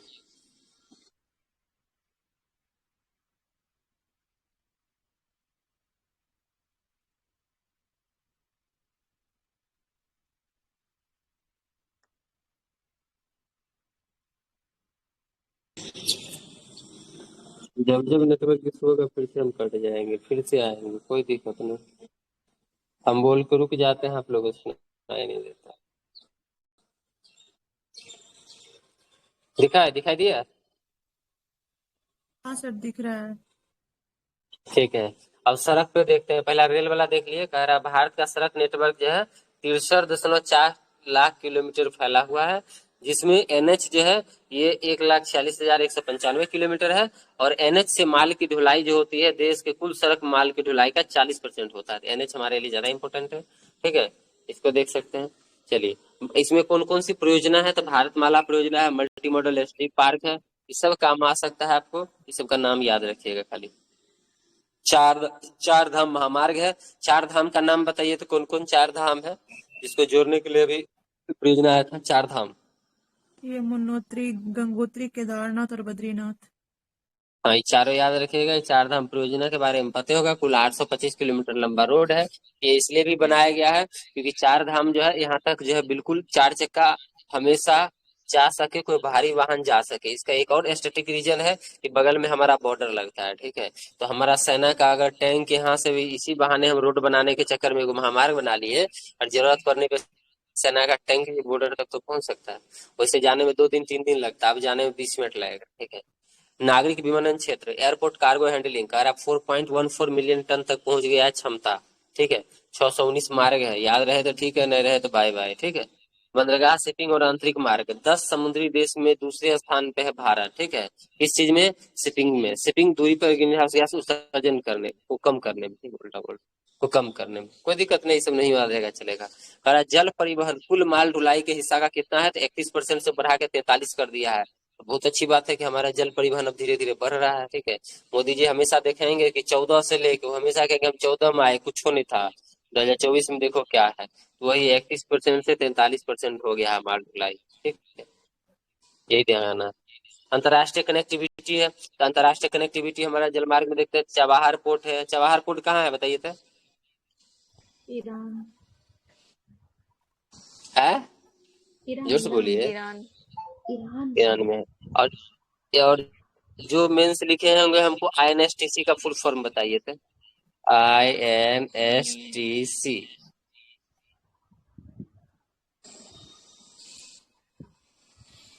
बताइए हो, किधर गए दीपक जी, सन्नी जी, सब तो देखे ही थे। राम सर है ना, विष्णु बाबा भी आए हैं। बताइए INSTC का full, INSTC international north international south north transport south corridor trade और कॉरिडोर, यही है ना? Transport corridor. अच्छा, ट्रांसपोर्ट कॉरिडोर, उल्टा बोल रहे हैं। ठीक है, ट्रांसपोर्ट कॉरिडोर, ट्रेड कॉरिडोर का चितवे बंदरगाह म्यांमार में पड़ता है, खाली देख लेना है। अंतर्देशीय जलमार्ग परिवर्तन की प्रमुख योजना है, तो बस कोई ज्यादा हमको देखने की जरूरत नहीं, सब ठीक है। बस एक दो लाइन देख लीजिए कि हाँ, भारत में ब्रह्मपुत्र और बराक नदी है और बांग्लादेश का प्रोटोकॉल मार्ग जो है मतलब बेहतर बनाने के लिए 10 करोड़ रुपया निवेश कर रहा है। इसमें कौन कौन सा पहल है? हरित नौका दिशा निर्देश है, कार्गो प्रमोशन योजना है, ठीक है, नदी क्रूज पर्यटन है, राष्ट्रीय जलमार्ग 1 और जलमार्ग जो है पर विकास परियोजना है, और जलमार्ग विकास परियोजना 2 जो है अर्थ गंगा है। बस यही कुछ कुल मिला के खाली बस मोटा मोटी उसको देख लीजिएगा, ज्यादा आने की चांसेस नहीं। ऊर्जा और संरचना ये ज्यादा इंपॉर्टेंट है। कह रहा है इसकी स्थापित क्षमता जो है साल दर साल 7.2 से बढ़ रहा है, वर्तमान में 507 गीगावाट तक पहुंच गया है, ठीक है, इससे भी अधिक हो गया है, ठीक है, ध्यान रखिएगा। कह रहा नवीकरणीय ऊर्जा का भारत की कुल स्थापित ऊर्जा में 40% हिस्सा है, ठीक है। तो बजट है तो बजट का याद रखिएगा, पूछेगा तो बजट वाला ही ऑप्शन देगा, आपका छोटा मोटा पेपर वाला नहीं देगा जल्दी। और इसके लिए कौन कौन सी पहल है? तो पुनर्गठित वितरण क्षेत्र योजना है बिजली वितरण को लेकर, प्रधानमंत्री सहज बिजली घर योजना है, इसको सौभाग्य योजना कहते हैं, ठीक है, देख लीजिएगा। ये आपका हो जाएगा रिन्यूएबल एनर्जी का कैपेसिटी जो है वो, ठीक है, सोलर का, हाइड्रो का, विंड का, याद रहेगा। ये तो क्रॉस कर गया 100 न गुरु जी, सनी सर, 103 के आसपास, उससे भी ज्यादा हो गया सोलर वाला गीगावाट में। पार हो गया है 100 हाँ 3 तो आराम से 103 तो प्लस है, पता नहीं कितना है, लेकिन फिर भी आपको ध्यान रखना है यही वाला, ठीक है। इसलिए माइंड में चले कि 103 प्लस है, लेकिन यही वाला ध्यान रखना है, ठीक है, कि अगर रेनोल एनर्जी नवीकरणीय ऊर्जा की बात करते हैं तो सूर्य से कितना 97.8 गीगावाट है, ठीक है, पानी से कितना है 52.1 गीगावाट है, वायु से विंड से कितना है 42.8 है, और बायो एनर्जी से कितना है, बायोमास 11.3 है। तो बस ये याद रहेगा तो ठीक रहेगा। डिजिटल संरचना की बात करते हैं तो मतलब क्या ही बताएं इसके बारे में। 5G की बात कर रहा है सभी राज्य केंद्र शासित प्रदेश में, तो 2024 अक्टूबर से ही शुरू है। इसके लिए कौन सा पहल था? भारत नेट परियोजना है, आकांक्षी जिला कार्यक्रम है। तो भारत नेट परियोजना का हर गांव में पंचायत में गांव को उच्च गति से ब्रॉडबैंड से जोड़ना है। आकांक्षी जिला कार्यक्रम 502 गाँव योजना है, इसमें जो है 215 टावर स्थापित किए जाएंगे। क्या कोई है? बताइए। 7287 गांव योजना है, बस वही बात है, ये सब कुछ नहीं देखना है आपको। सूचना प्रौद्योगिकी क्षेत्र में कह रहा मेघराज जी आए, ठीक है, एक क्लाउड पहल के तहत 1917 एप्लीकेशन का समर्थन करता है, ठीक है। मेघराज क्लाउड कंप्यूटिंग के माध्यम से जो है सुरक्षित ICT सेवाएं प्रदान करता है, ठीक है। और भारत के डाटा सेंटर बाजार जो है वो 4.5 बिलियन अमेरिकी डॉलर से बढ़ के वर्तमान में 11.1 बिलियन अमेरिकी डॉलर हो गया है। इसीलिए हमको इसको गोल करना पड़ा था कि डाटा सेंटर बाजार में इतना अमेरिकी डॉलर का है। ये मेघराज क्लाउड कंप्यूटिंग के माध्यम से ICT सेवा प्रदान करता है, तो कोई ज्यादा बात नहीं बड़ी, ठीक है। ग्रामीण जलापूर्ति और स्वच्छता को लेकर बहुत सारा मिशन चलाया था। तो एक है जल जीवन मिशन, 2019 में चला था। क्या मकसद था? कि 12 करोड़ से अधिक परिवार को पाइप से पानी देंगे, पाइपलाइन से दे रहा है। स्वच्छ भारत मिशन, ये तो पता है दोबारा चल रहा है, ग्रामीण चरण 2 चल रहा है इसका, तो कितना बड़ी चला है। इसमें क्या मकसद है? स्वच्छ भारत में ODF प्लस घोषित करना, ODF घोषित करना, तो ODF प्लस वाला है, ठीक है। 2.2 लाख से अधिक गाँव को ODF प्लस घोषित किया गया इसके तहत। जल जीवन हरियाली में जल जीवन मिशन है, ग्रामीण परिवार में सुरक्षित पेयजल उपलब्ध करवाना। स्वच्छ भारत मिशन ग्रामीण G2 है, जो खुले में स्वच्छ मुक्त, वही ODF प्लस वाला हम लोग देखे थे, तो ODF प्लस वाला जो सिस्टम है वो है। शहरी क्षेत्र के लिए क्या है? Atal mission for rejuvenation on urban transformation है, ठीक है, अमृत जिसको कहते हैं। तो 500 शहर को 80% योजना इसके लिए पूरा हो गई है, ठीक है। स्मार्ट सिटी मिशन है, ये अब 1000 बार आप पढ़ेंगे। स्मार्ट सिटी मिशन 100 स्मार्ट शहर जो है प्रस्तावित है, जिसमें अभी तक 65% सब काम हो चुका है, पटना भी अभी लटका हुआ है, ठीक है। प्रधानमंत्री आवास योजना शहरी है, 2018 में शुरू किया गया था, 1.25 करोड़ लोगों को घर देना था, 64 लाख जो है घर मिल चुका है लोगों को। स्वच्छ भारत मिशन शहरी है, तो शहर क्षेत्र में सफाई स्वच्छता को बढ़ावा देने के लिए, सिंपल सी बात है। शहरी परिवहन पहल है, सार्वजनिक परिवहन और गतिशीलता समाधान को सिद्ध करने के लिए। इस सब को इसलिए हम बोल रहे हैं बार बार, कि इसलिए ध्यान रखिएगा ताकि आप मेंस जब आपका आए तो आपको परेशानी ना हो पाए कि योजना याद करना है। आपके पास योजना हो, शहर के लिए कौन कौन सी योजना है, गांव के लिए कौन कौन सी योजना है, महिला के लिए कौन कौन सी योजना है, कृषि के लिए कौन कौन सी योजना है, यानी 10-20 योजना आपको पता हो। आपको आधा बर्डन पहले से खत्म रहे कि हम ये योजना याद करें। ठीक है, चलिए पर्यटन को लेके क्या कर रही है सरकार, मतलब जो दिए है आर्थिक सर्वेक्षण में, तीर्थ यात्रा, पुनर्जीवन और आध्यात्मिक सुदृढ़ता योजना, जिसको हम लोग प्रसाद शॉर्टकट में कहते हैं। इसमें क्या है, 48 परियोजनाएं हैं जो पूर्ण हो चुकी है। ठीक है, इसका मुख्य मकसद क्या है, जो हमारा तीर्थ स्थल है, धरोहर शहर के रूप में पर्यटन अवसंरचना विकसित करना। ठीक है, तो याद रहेगा प्रसाद, तीर्थयात्री, पुनर्जीवन, तीर्थ यात्रा, पुनर्जीवन और आध्यात्मिक सुदृढ़ता योजना, प्रसाद। चलिए, स्वदेश दर्शन योजना 2.0 22 में शुरू हुआ था। सतत और जिम्मेदार पर्यटन को बढ़ावा देने के लिए 76 परियोजना इसमें शामिल किया गया था, जो पूरी हो चुकी है। प्रसाद, स्वदेश दर्शन 2.0, इसके कुछ पहल दे दिया गया है, तो ये आप लोग एक एक बार मोटा लिख लिया। अंतरिक्ष क्षेत्र में देख लीजिए, तो भारत के पास अभी कितने अंतरिक्ष संसाधन है, सक्रिय अंतरिक्ष संसाधन तो 56 है। इसमें दे दिया 19 संचार है, नेविगेशन का 9 है, वैज्ञानिक 4 उपग्रह है, 24 पृथ्वी अवलोकन है। तो याद रहे तो रहे, नहीं रहे तो एगो याद रहेगा, 24 घंटा होता है तो 24 घंटा पृथ्वी का 24 गो अवलोकन उपग्रह है। ठीक है, 24 घंटा अवलोकन कर रहे हैं, इससे याद रखिएगा। अंतरिक्ष विजन 2047 जो, उसमें 4 प्रमुख जो है परियोजनाएं हैं। कौन कौन सी परियोजना है, हम 2047 तक क्या क्या टारगेट किए हुए हैं, तो गगनयान फॉलो ऑन मिशन है, चंद्रयान 4 है, अगली पीढ़ी प्रक्षेपण यान है। ठीक है, तो ये सब चीज देख लीजिएगा। चंद्रयान 4 कब दिया था लंच होने का, किसी को याद है? 2027 2028। 27-28 ओके, ठीक ठीक। अब हम लोग उद्योग देखते हैं, तो उद्योग में सबसे पहले एमएसएमई आपको देखना पड़ेगा। ठीक है, एमएसएमई का फुल फॉर्म बताइए तो। Small and medium enterprises. MSME का फुल फॉर्म आगे जा रहा हो, micro small and medium enterprises. ठीक है। भारत में उद्योग क्षेत्र को बढ़ावा देने के कुछ पहल चलाया जा रहा है। पहल क्या, उद्यम पंजीकरण रिपोर्ट। जी जी सर, जी सर, आवाज थोड़ा लेट आ रहा है ना, इसलिए। चलिए कोई नहीं। उद्यम पंजीकरण पोर्टल है, उद्यम सहायक प्लेटफॉर्म है, आरबीआई द्वारा विनियामक ट्रेड्स है। ठीक है, ये सब जो है एमएसएमई को जो है, मतलब जो है उद्योग को बढ़ावा देने के लिए। सूक्ष्म और लघु उद्यम क्लस्टर विकास कार्यक्रम है। ठीक है, तो ये सब देख लीजिएगा। चैंपियंस है, बस खाली एक बार हेडिंग देख लीजिएगा क्या है, कैसे काम करता है, हो गया। भारत में कृषि क्षेत्र में वर्तमान स्थिति और भविष्य की क्या संभावनाएं हैं, तो कह रहा कृषि और उससे संबंधित गतिविधि का योगदान 16.1% है, किसमें, अपना जीडीपी में, और 46.1% आबादी को रोजगार देता है। ये बहुत भी आए हैं, इसको आपको हमेशा सुत उठ के हमेशा आपको याद रहना चाहिए। नींद में आए पूछे कि जीडीपी में कितना परसेंट योगदान है कृषि और उसके रिलेटेड क्षेत्र का, 16%। कितना परसेंट रोजगार देता है, 46%। कृषि का विकास दर क्या है, तो कृषि का विकास दर औसत वार्षिक वृद्धि दर जो 5% है। ठीक है, ध्यान रखें। कुल खाद्यान्न अनुमानित उत्पादन कितना था, उत्पादन 1647 जो है टन जो हो जाएगा, मिलियन टन। लेकिन यहाँ हमको लग रहा है पेज काट दिया। ठीक है, हम जब पढ़ रहे थे उस टाइम भी हमको पता चल गया, पता नहीं, हो सकता बनाने में ही कट गया होगा, लेकिन नहीं भी कटा होगा। ये जो दिया है इससे, क्योंकि यहाँ जो बहुत सारा उत्पाद को दे दिया है ना, फसल उत्पादन, लेकिन इंटरनेशनल लेवल पे तुलना किया, इसीलिए हमको लग रहा हो सकता है कट भी गया। चलिए, तो देख लीजिएगा अलग अलग फसल है, उसका चार्ट दे दिया गया इंडिया में और वर्ल्ड लेवल पे क्या क्या उसकी स्थिति है। ठीक है, पॉलिसी में देख लीजिए इंडिया का स्थिति, विश्व का स्थिति, छोड़िए हटाइए।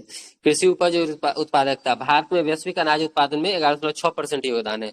पूरे विश्व में अगर 100 क्विंटल उत्पादित होता है तो 11.6 क्विंटल हम उत्पादित करते हैं। तिलहन उत्पादन में वार्षिक वृद्धि दर 15.9 है, नहीं याद कीजिएगा आप। ये ध्यान रखिएगा कि खाद्य तेल में आयात पर निर्भरता जो है हमारी बढ़ गई है। ठीक है, हम अब इस पे ये होना चाह रहे हैं, आत्मनिर्भर होने की कोशिश कर रहे हैं। शायद 2026 तक टारगेट रखा गया है। ठीक है, अभी बजट में आते देखेंगे, जो बजट है उसमें तूर होगा, 4 गो है, 4 गो दाल है उसमें, या 3 गो दाल है। अगर भारत अपनी खाद्य तेल की आवश्यकता का 60% आयात करता है तो बहुत ही खतरनाक है मेरे लिए। हमारा विदेशी पैसा जला जा रहा है, विदेशी मुद्रा भंडार कम हो रहा है इसके चक्कर में। पुष्प कृषि है, 100% हमारा निर्यात मुख्य नीति के अंतर्गत काम करता है, यानी फूल वाला खेती। पुष्प मतलब फूल, कृषि मतलब की खेती। कह रहा प्रमुख निर्यातक राज्य इसके कौन कौन है, जो मतलब बाहर भेजते हैं, तमिलनाडु है, कर्नाटक है, आंध्र प्रदेश है, पश्चिम बंगाल, उत्तर प्रदेश, महाराष्ट्र है पुष्प कृषि के लिए। और पुष्प कृषि हम कहाँ मतलब करते हैं, तो पुष्प कहाँ भेजते हैं, यूएसए भेजते हैं, Netherland, UAE kingdom, Canada, Malaysia यहाँ भेजते हैं। राज्यवार कृषि प्रदर्शन का आंकड़ा, राज्यवार मतलब अलग अलग राज्य में कृषि के प्रदर्शन के आंकड़ा को देखिए, वो भी सीएससीपी के हिसाब से। आंध्र प्रदेश कृषि और संबंध क्षेत्र में 8.8% के साथ सीएजीआर के साथ अग्रणी राज्य रहा है। ठीक है, ये होता है शायद चक्रवृद्धि ब्याज की दर से वृद्धि कर रहा है, ये चीज है। मध्य प्रदेश 6.3 और तमिलनाडु 4.8। याद रहेगा, एपी है, एमपी है और लास्ट में तमिलनाडु है। ठीक है, तो आंध्र प्रदेश है, मध्य प्रदेश है, तमिलनाडु है। ठीक है, इस प्रदर्शन सूचकांक में फसल विविधीकरण में देखते हैं तो आंध्र प्रदेश में ज्वार, मध्य प्रदेश में मूंग और तमिलनाडु में मक्का, इसका उत्पादन होता है।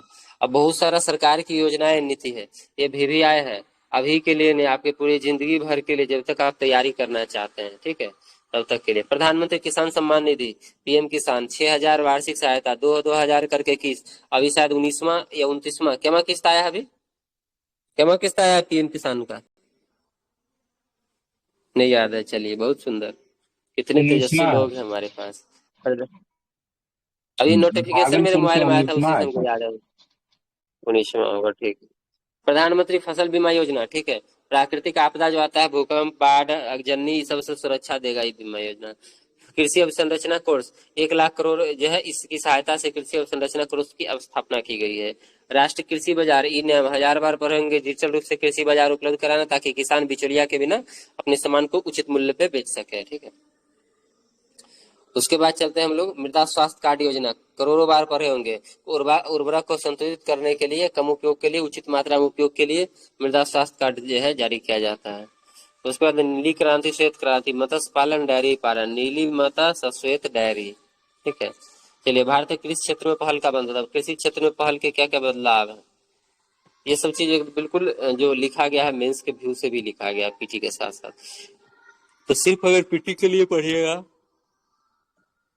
तो नहीं होगा। ठीक है, मेंस के साथ साथ पीटी भी देखना। चलिए,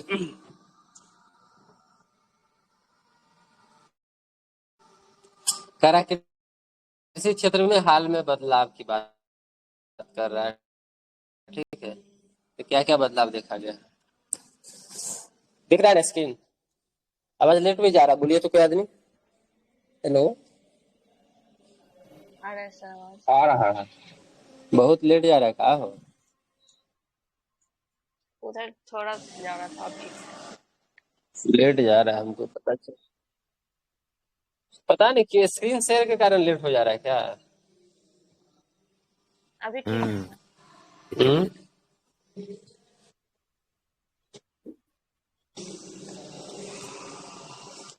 मेरे पास सिस्टम है, वो भी कर देंगे, नहीं होगा तो कर दे क्या, छोड़िए, रहने दीजिए। अभी हम लोग इसी को देखते हैं। अभी भारतीय कृषि क्षेत्र में हाल के बदलाव, गैर खाद्य फसल, खाद्यान्न फसल की तुलना में गैर खाद्य फसल, विशेषकर बागवानी, पशुधन, मत्स्य पालन की मांग में वृद्धि हो रही है धीरे धीरे। ठीक है, यानी बागवानी क्षेत्र का उदय हो रहा है। ठीक है, अपना के अनुसार बागवानी क्षेत्र जो है अभी पारंपरिक कृषि की तुलना में अधिक उत्पादक और लाभदायक होता जा रहा है। बागवानी करिएगा तो ऑटोमेटिक गेहूं मक्का जो उपजाता है उससे ज्यादा ना लाभ आएगा जी, बस वही बात है। इसमें प्रमुख अंगूर उत्पादक राज्य दे दिया है, महाराष्ट्र, कर्नाटक, तमिलनाडु है, मिजोरम है। भारत के लिए अंगूर उत्पादन में महाराष्ट्र का योगदान 67% है। तो अब क्वेश्चन बनेगा, अंगूर उत्पादक राज्य कौन है भारत का सबसे ज्यादा? महाराष्ट्र। अब मार दीजिएगा जेके, वहीं पे आपको जो है 1 नंबर माइनस में डाल दिया जाएगा। ठीक है, महाराष्ट्र हो जाएगा। सामाजिक आर्थिक प्रभाव, अब अंगूर की खेती से किसान की आय बढ़ेगा, इनकम बढ़ेगा। अब इनकम बढ़ेगा तो युवा किसान जो है टेक्नोलॉजी समर्थित खेती को आकर्षित होंगे, रियल टाइम निगरानी प्रणाली जैसे तकनीकी शुरू की जाएगी। ठीक है, अब आय जब बढ़ेगा तो उसकी सामाजिक प्रतिष्ठा बढ़ेगा, राजनीतिक प्रतिष्ठा बढ़ेगा, जीवन स्तर सुधार होगा, बीमारी कम होगा। चलो भाई, फसल उत्पादकता में वृद्धि के लिए प्रमुख पहल, अभी अलग अलग पहल भारत सरकार चलाए कि उत्पादकता कैसे वृद्धि हो। पहला है प्रति बूंद अधिक फसल, जल संरक्षण के लिए, कि जैसे खेत है, खेत में अलग अलग वृक्ष लगा हुआ है तो उसके जड़ में बूंद बूंद पानी देना है, ड्रिप सिंचाई पढ़े होंगे आप लोग। ठीक है, या टपकन सिंचाई हिंदी में, या स्प्रिंकलर सिंचाई पढ़े होंगे, हम सब करवा के देखे हैं। चलिए, राष्ट्रीय सतत कृषि मिशन, ठीक है। ये जैविक उर्वरक और वैकल्पिक कृषि पद्धति को बढ़ावा देता है। डिजिटल कृषि मित्र डेटा संचालित कृषि समाधान ई नैम प्लेटफॉर्म का विस्तार करता है। प्रधानमंत्री किसान सम्मान निधि पढ़ चुके हैं। एमएसपी की बात है तो एमएसपी के बारे में भी आप लोग को पता होगा कि क्या होता है एमएसपी, मिनिमम सपोर्टिंग प्राइस। ठीक है, तो न्यूनतम समर्थन मूल्य किसान को जो है लागत जो होता है किसान को खेती करने में जितना रुपया लगता है उसको लागत कहते हैं, तो उसका 1.5 गुना, ठीक है, 1.5 गुना जो है रुपया जो है इस पे उसका फसल को खरीद लिया जाता है। ठीक है, ये चीज को देख लीजिएगा। कह रहा है कि वित्त वर्ष 24-25 में दाम में वृद्धि हुआ, एमएसपी में वृद्धि हुआ है। तो अरहर में 59%, बाजरा में 77, मसूर में 89, रेसिपी में 98। क्या नहीं रहेगा, टेंशन नहीं लेना है। ठीक है, क्या वो फसल पे दिया जाता है एमएसपी? एमएसपी कितने फसल पे दिया जाता है? 30 हो गया है, अब 22। एक नया कर दिया गया है।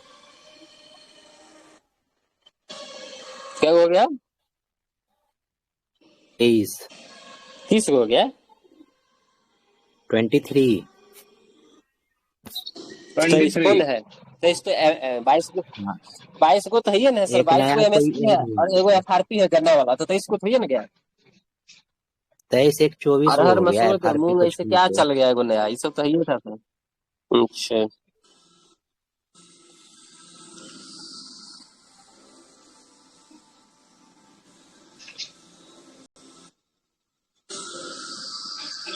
ठीक है,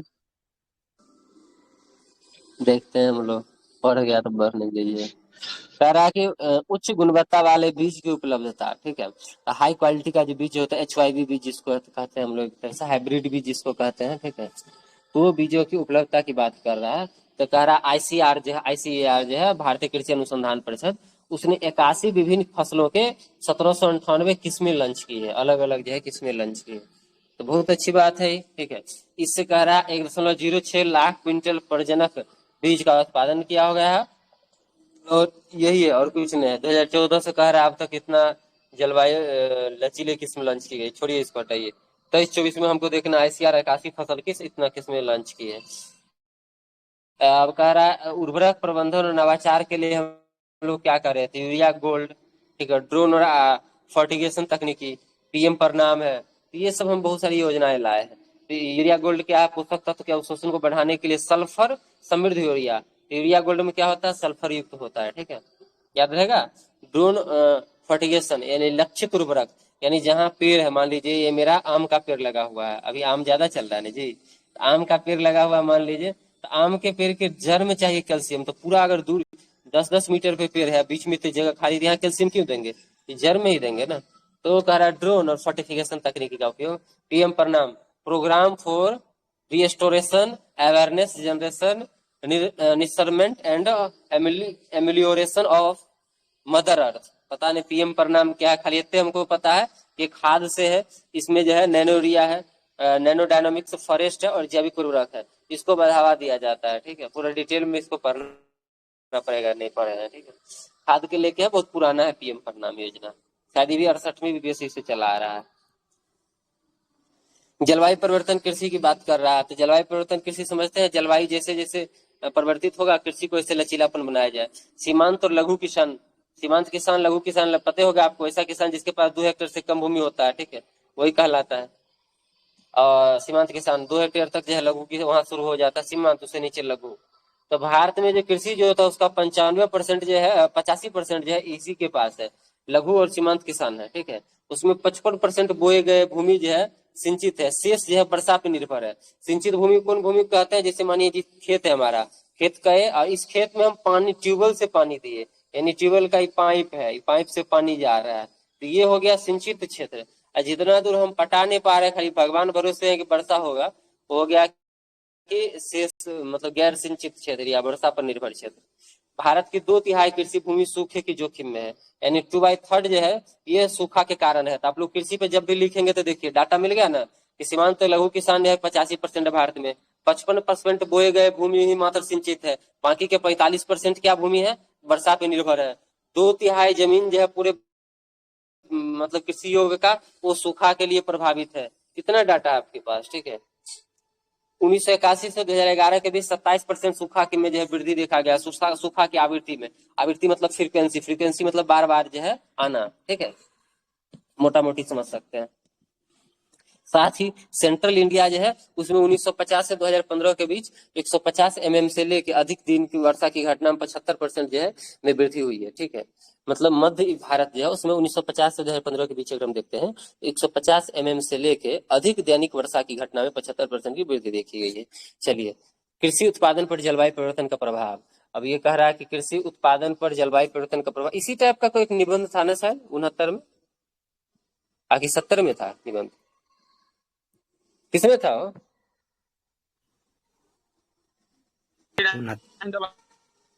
था सर, कृषि जलवायु वाला है। 69 राम सर लिखे थे उस पर। 70 में था ना, 69 में। हाँ 69 में था। ये राम भगवान लिख के आए थे शायद, 72-73 नंबर दिया था। ये आदमी मेरा डाटा बहुत डालता है ये आदमी, ठीक है, इसीलिए डाटा हम बार बार अभी से कर रहे, डाटा जाएगी आप लोग, ठीक है। सिर्फ डाटा पे ही बात करता, हर लाइन में 3 डाटा कहते हैं दीजिए। अगर नहीं दे रहे तो फिर क्या ही लिख रहे आप। तो डाटा ज्यादा याद करना जो है तभी होगा जब बार बार शुरू से प्रैक्टिस में होंगे, ठीक है। इस चीज का बार बार देखेंगे, गलत सही होते होते बहुत सही हो जाएगा। नेगी और रामास्वामी जो है कह रहा 2024 द्वारा किए गए अध्ययन से पता चल रहा है कि जिला स्तर पे खरीफ मौसम के दौरान 9 प्रमुख फसलों के लिए वर्षा की कमी और कम फसल पैदावार के बीच महत्वपूर्ण संबंध पाया गया है, ठीक है। ये चीज बहुत इंपॉर्टेंट है। एक है लोअर टिल्ड डिपेंडेंस, इसके नाम से जाना जाता है। एक सांख्यिकी घटना है जो बताती है कि अत्यधिक वर्षा की कमी पर कृषि उत्पादन अन्य कारक की तुलना में कहीं अधिक प्रभावित होता है। यानी वर्षा के कारण अधिक जो है कृषि उत्पादन प्रभावित होता है, सीधा सीधी बात ये है। एक ये रिपोर्ट हो गया, ये हो गया, 2 हो गया, तीसरा रिपोर्ट में चलते हैं। 2099 तक कह रहा है टेम्परेचर 2 डिग्री सेल्सियस से अधिक वृद्धि हो जाएगी, संभावित वृद्धि है। इसे वर्षा 7% में वृद्धि से भारतीय कृषि की उत्पादकता 8 से 12% कम जाएगा, समझ रहे हैं ना। तो 2099 तक जाते हुए हम 8 से 12% तक अपने उत्पादन स्तर को कम कर लेंगे सिर्फ टेम्परेचर के चक्कर में, ठीक है। और चीज अलग जाएगा। विथरल और अन्य रिपोर्ट 21 में कह रहा है कि तापमान में वृद्धि के नकारात्मक प्रभाव के समय के साथ बढ़ते जा रहे हैं, जिससे कृषि उत्पादन पर प्रतिकूल प्रभाव पड़ रहा है। उत्तर प्रदेश, बिहार, पंजाब, हरियाणा सहित गंगा के जो संबंधित राज्य है, गंगा के किनारे स्थित राज्य है, उसमें झारखंड, असम चावल प्रधान राज्य में जलवायु परिवर्तन के प्रभाव से अधिक संवेदनशील है। यानी जो हम राज्य नाम बताए, बिहार है, पश्चिम बंगाल है, या यूपी है, या पंजाब है, या असम है, झारखंड है, ये जलवायु परिवर्तन के प्रति अधिक संवेदनशील है। अगर जलवायु परिवर्तन होता है तो यहाँ ज्यादा खतरा आएगा, ठीक है, उत्पादन पर। सिंचाई कवरेज और उसकी प्रगति बहुत लेट चल रहा है वो आवाज वाला, इसे कैसे काम चलेगा। संचित क्षेत्र का कवरेज कह रहा है कि वर्तमान में 55% है, जबकि अभी ऊपर है हम लोग पीछे ही। सिंचाई तीव्रता 154.5% बढ़ के हो गया है, ठीक है। ये देख लीजिएगा, 45% हम बोले ना कि वर्षा पे है, 55% सिंचाई हो रहा, सिंचाई तीव्रता बढ़ के इतना हो गया। सबसे अधिक सिंचित क्षेत्र वाले राज्य कौन से? उत्तर प्रदेश 98%, हरियाणा 94%, यूपी 84%, तेलंगाना 86%। तो सब ऊपर से आइए, पंजाब है, उसके नीचे हरियाणा है, उसके नीचे यूपी है, ऐसे याद रहेगा आपको। सबसे कम सिंचित क्षेत्र झारखंड है और असम है, ठीक है, 20% से नीचे है। कह रहा है सूक्ष्म सिंचाई और कृषि दक्षता। भारत में 140 मिलियन हेक्टेयर भूमि योग्य जो है जिसमें लघु और सिंचाई की व्यापक संभावनाएं है। केवल 8% सिंचित क्षेत्र लघु सिंचाई के अंतर्गत आता है। तो VVI 140 मिलियन हेक्टेयर कृषि योग्य भूमि है और ये सभी लघु सिंचाई की व्यापक संभावना इसमें है, और इसमें से केवल 8% सिंचित क्षेत्र लघु सिंचाई के अंतर्गत आता है। और अमेरिका में कितना परसेंट है, यहाँ कितना परसेंट है बताइए। इसका 8% आ रहा है, तो घटा है ना हमारे यहाँ। लघु सिंचाई की संभावना होने के बावजूद नहीं कर रहे हैं। कृषि वित्त और ऋण, कृषि वित्त और ऋण बस वही है, KCC है, 98 में शुरू हुआ था। कह रहा 7.75 करोड़ चालू खाता है KCC को लेके। प्रधानमंत्री फसल बीमा योजना है, विश्व का सबसे बड़ा किसान नामांकन बीमा योजना इसको माना जाता है, ठीक है। एक बार मोटा मोटी देख लीजिएगा। कृषि पर जलवायु परिवर्तन का प्रभाव, नीति और स्थिरता, मतलब जो प्रभाव और उसके लिए हम क्या नीति बना रहे हैं। तो राष्ट्रीय सतत कृषि मिशन ने पूरा मीन्स लिख दिया, ठीक है, आप लोग इसको देखेंगे खुद से। जल दक्षता में वृद्धि, मिट्टी के फसल स्वास्थ्य और पोषक तत्व का प्रबंधन, फसल बीमा प्रदान करना, ऋण सहायता प्रदान करना, सप्लाई चेन को मजबूत करना, कृषि सलाह प्रदान करना, कृषि मशीनीकरण को बढ़ावा देना, कृषि अवशिष्ट का प्रबंधन करना, एकीकृत कृषि प्रणाली विकसित करना, जैविक प्राकृतिक कृषि पद्धति का समर्थन करना। ये आप जो है अच्छे तरीका से इस समाधान को इसको देख सकते हैं कि जलवायु कृषि पर जलवायु परिवर्तन का प्रभाव और नीति और स्थिरता के लिए हम क्या क्या कर सकते हैं। ठीक है, ये तो पहला पॉइंट था। दूसरा पॉइंट है जैविक खेती का प्रोत्साहन। ठीक है, तो 2015 में जैविक खेती को बढ़ावा देने के लिए 2 समर्पित योजनाएं थी। पहला था परंपरागत कृषि विकास योजना और दूसरा पूर्वोत्तर क्षेत्र के विकास के लिए जैविक मूल्य श्रृंखला विकास मिशन। ठीक है, दोनों ही भी ठीक है। तीसरा है कृषि स्थिरता और स्थानिक मानचित्रण। तो ICR जो है आपका वो 51 संकेतक के आधार पर कृषि स्थिरता समग्र सूचकांक जो है विकसित किया है। इसमें राष्ट्रीय औसत कितना मान है 0.49। सर्वश्रेष्ठ प्रदर्शन करने वाले इसमें राज्य कौन है कृषि स्थिरता समग्र सूचकांक में? मिजोरम है, फिर केरल है, फिर मध्य प्रदेश है, आंध्र प्रदेश है, मणिपुर, पश्चिम बंगाल, उत्तराखंड है। सबसे कम किसका है? तो राजस्थान का है, क्योंकि शुष्क इलाका है, क्या खेती ही होगा, इसका सूचकांक भी नीचे रहेगा। पशुधन और कृषि पशुधन क्षेत्र में अगर किसी विकास का चालक के रूप में हम देखते हैं तो करा कृषि और संबंधित क्षेत्र में GVA जो है ग्रॉस वैल्यू एडिशन, उसमें पशुधन का योगदान जो है कितना 30.2% है। VVI कर लीजिए इसको। ठीक है, बाकी इसके लिए कौन कौन सा पहल है? तो राष्ट्रीय गोकुल मिशन है, देसी गौ जाति के नस्लों को संरक्षण करना, पशुधन स्वास्थ्य और रोग नियंत्रण कार्यक्रम है। ठीक है, उसके बाद IVF तकनीक द्वारा सेक्स एस्ट्रोडेड ब्रीड उत्पादन है, मतलब मादा गाय के जो उत्पादकता बढ़ाने के लिए IVF टेक्नोलॉजी है। उसके बाद जो है बहुत सारा देखे होंगे कि वीडियो में चाहे ऐसे देखे होंगे जो वैल्यूल होता है उसका जो वीडियो होता है उसका ये कर लेता है, स्टोर कर लेता है। ठीक है, स्टोर कर लेता है ये मशीन लगा के, फिर जो है जब जरूरत पड़ता है तो जो है ये कर दिया जाता है, मतलब उसके रिप्रोडक्शन को बढ़ाया जाता है। ठीक है, मादा की मदद से। तो किसान उत्पादक संगठन है FPO और सेल्फ हेल्प ग्रुप है, इसको बढ़ावा दिया जा रहा है इसकी मदद से। मत्स्य पालन सतत विकास की दिशा में कदम, वही सब योजना हमको देख लेना है कि सरकार ने मत्स्य पालन क्षेत्र में उत्पादन और उत्पादकता बढ़ाने के लिए कौन कौन सी पहल शुरू की है। प्रधानमंत्री मत्स्य संपदा योजना है, कृषि पालन और जलीय कृषि उत्पादन विकास योजना है, निधि है, निधि योजना कर रहे हैं। मत्स्य पालन और जलीय कृषि संरचना विकास निधि फंड।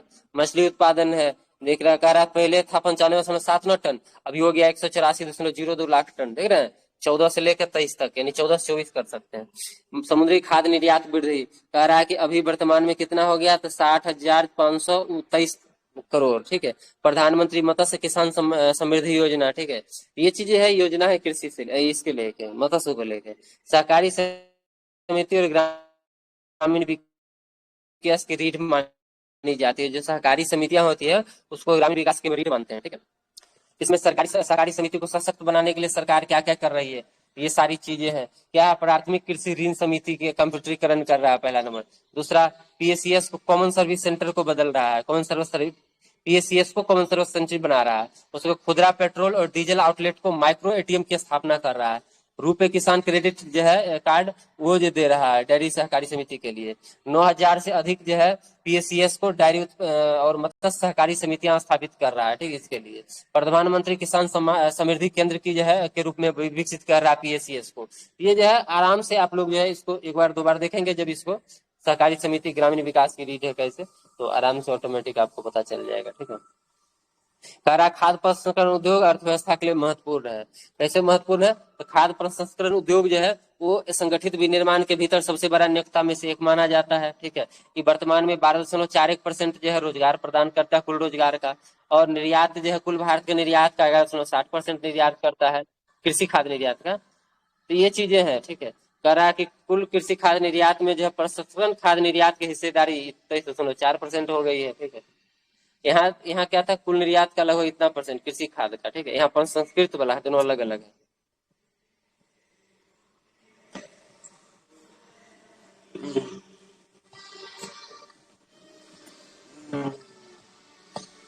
चलिए खत्म हो जाएगा।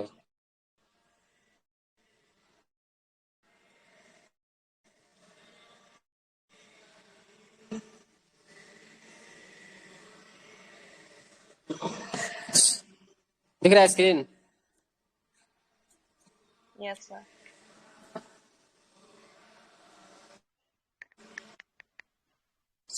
सरकारी पहल और योजनाएं। ठीक है, अब खाद्य सुरक्षा को लेके जो है प्रति व्यक्ति सक्रिय स्वास्थ्य जीवन और आवश्यक भोजन मिले, यही खाद्य सुरक्षा है। मतलब कि खाद्य जो है, खाद्य तक आपकी उपलब्धता हो, पहुंच हो, उचित उपयोग उसका हो सके, स्थिर रहे खाद्य आपके सामने, मतलब कि आपके प्लेट में सब दिन आता रहे, ये खाद्य सुरक्षा एक तरह से होता है। इसके लिए बहुत सारी योजना पढ़े होंगे आप लोग। ठीक है, राष्ट्रीय खाद्य सुरक्षा अधिनियम 2013, इसमें 75% ग्रामीण को और 50% शहरी लोग को कवर किया गया था। मुफ्त में खाद्यान्न उपलब्ध किया जाता है। 1 रुपए 2 रुपए पढ़े होंगे आप लोग, याद होगा। क्या कौन कौन सा कार्ड था यार, APL कार्ड, BPL कार्ड जो भी था।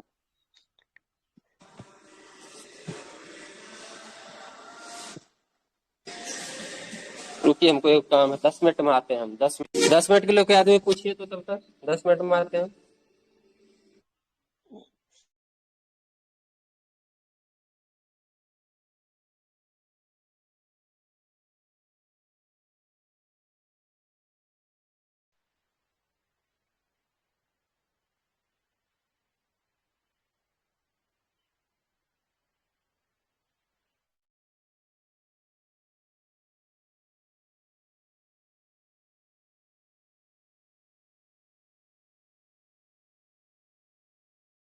Hello hello hello hello hello. हाँ सर, आवाज आ रही कोई पूछ रहे थे कि नहीं? नहीं। सब लोग म्यूट है। सब म्यूट यार, हम कहे मारते हैं थोड़ा देर में, सब लोग म्यूट हो गए। क्या आप लोग भी आज मेरे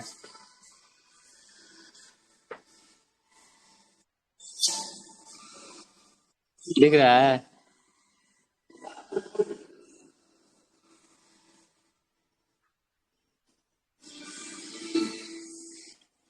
दिखा हो? यस सर, बट कॉपी नहीं दिख रहा है, PDF नहीं दिख रहा है। PDF नहीं, क्या दिख रहा है? बस स्क्रीन दिख रहा है ऐसे। PDF नहीं दिखा?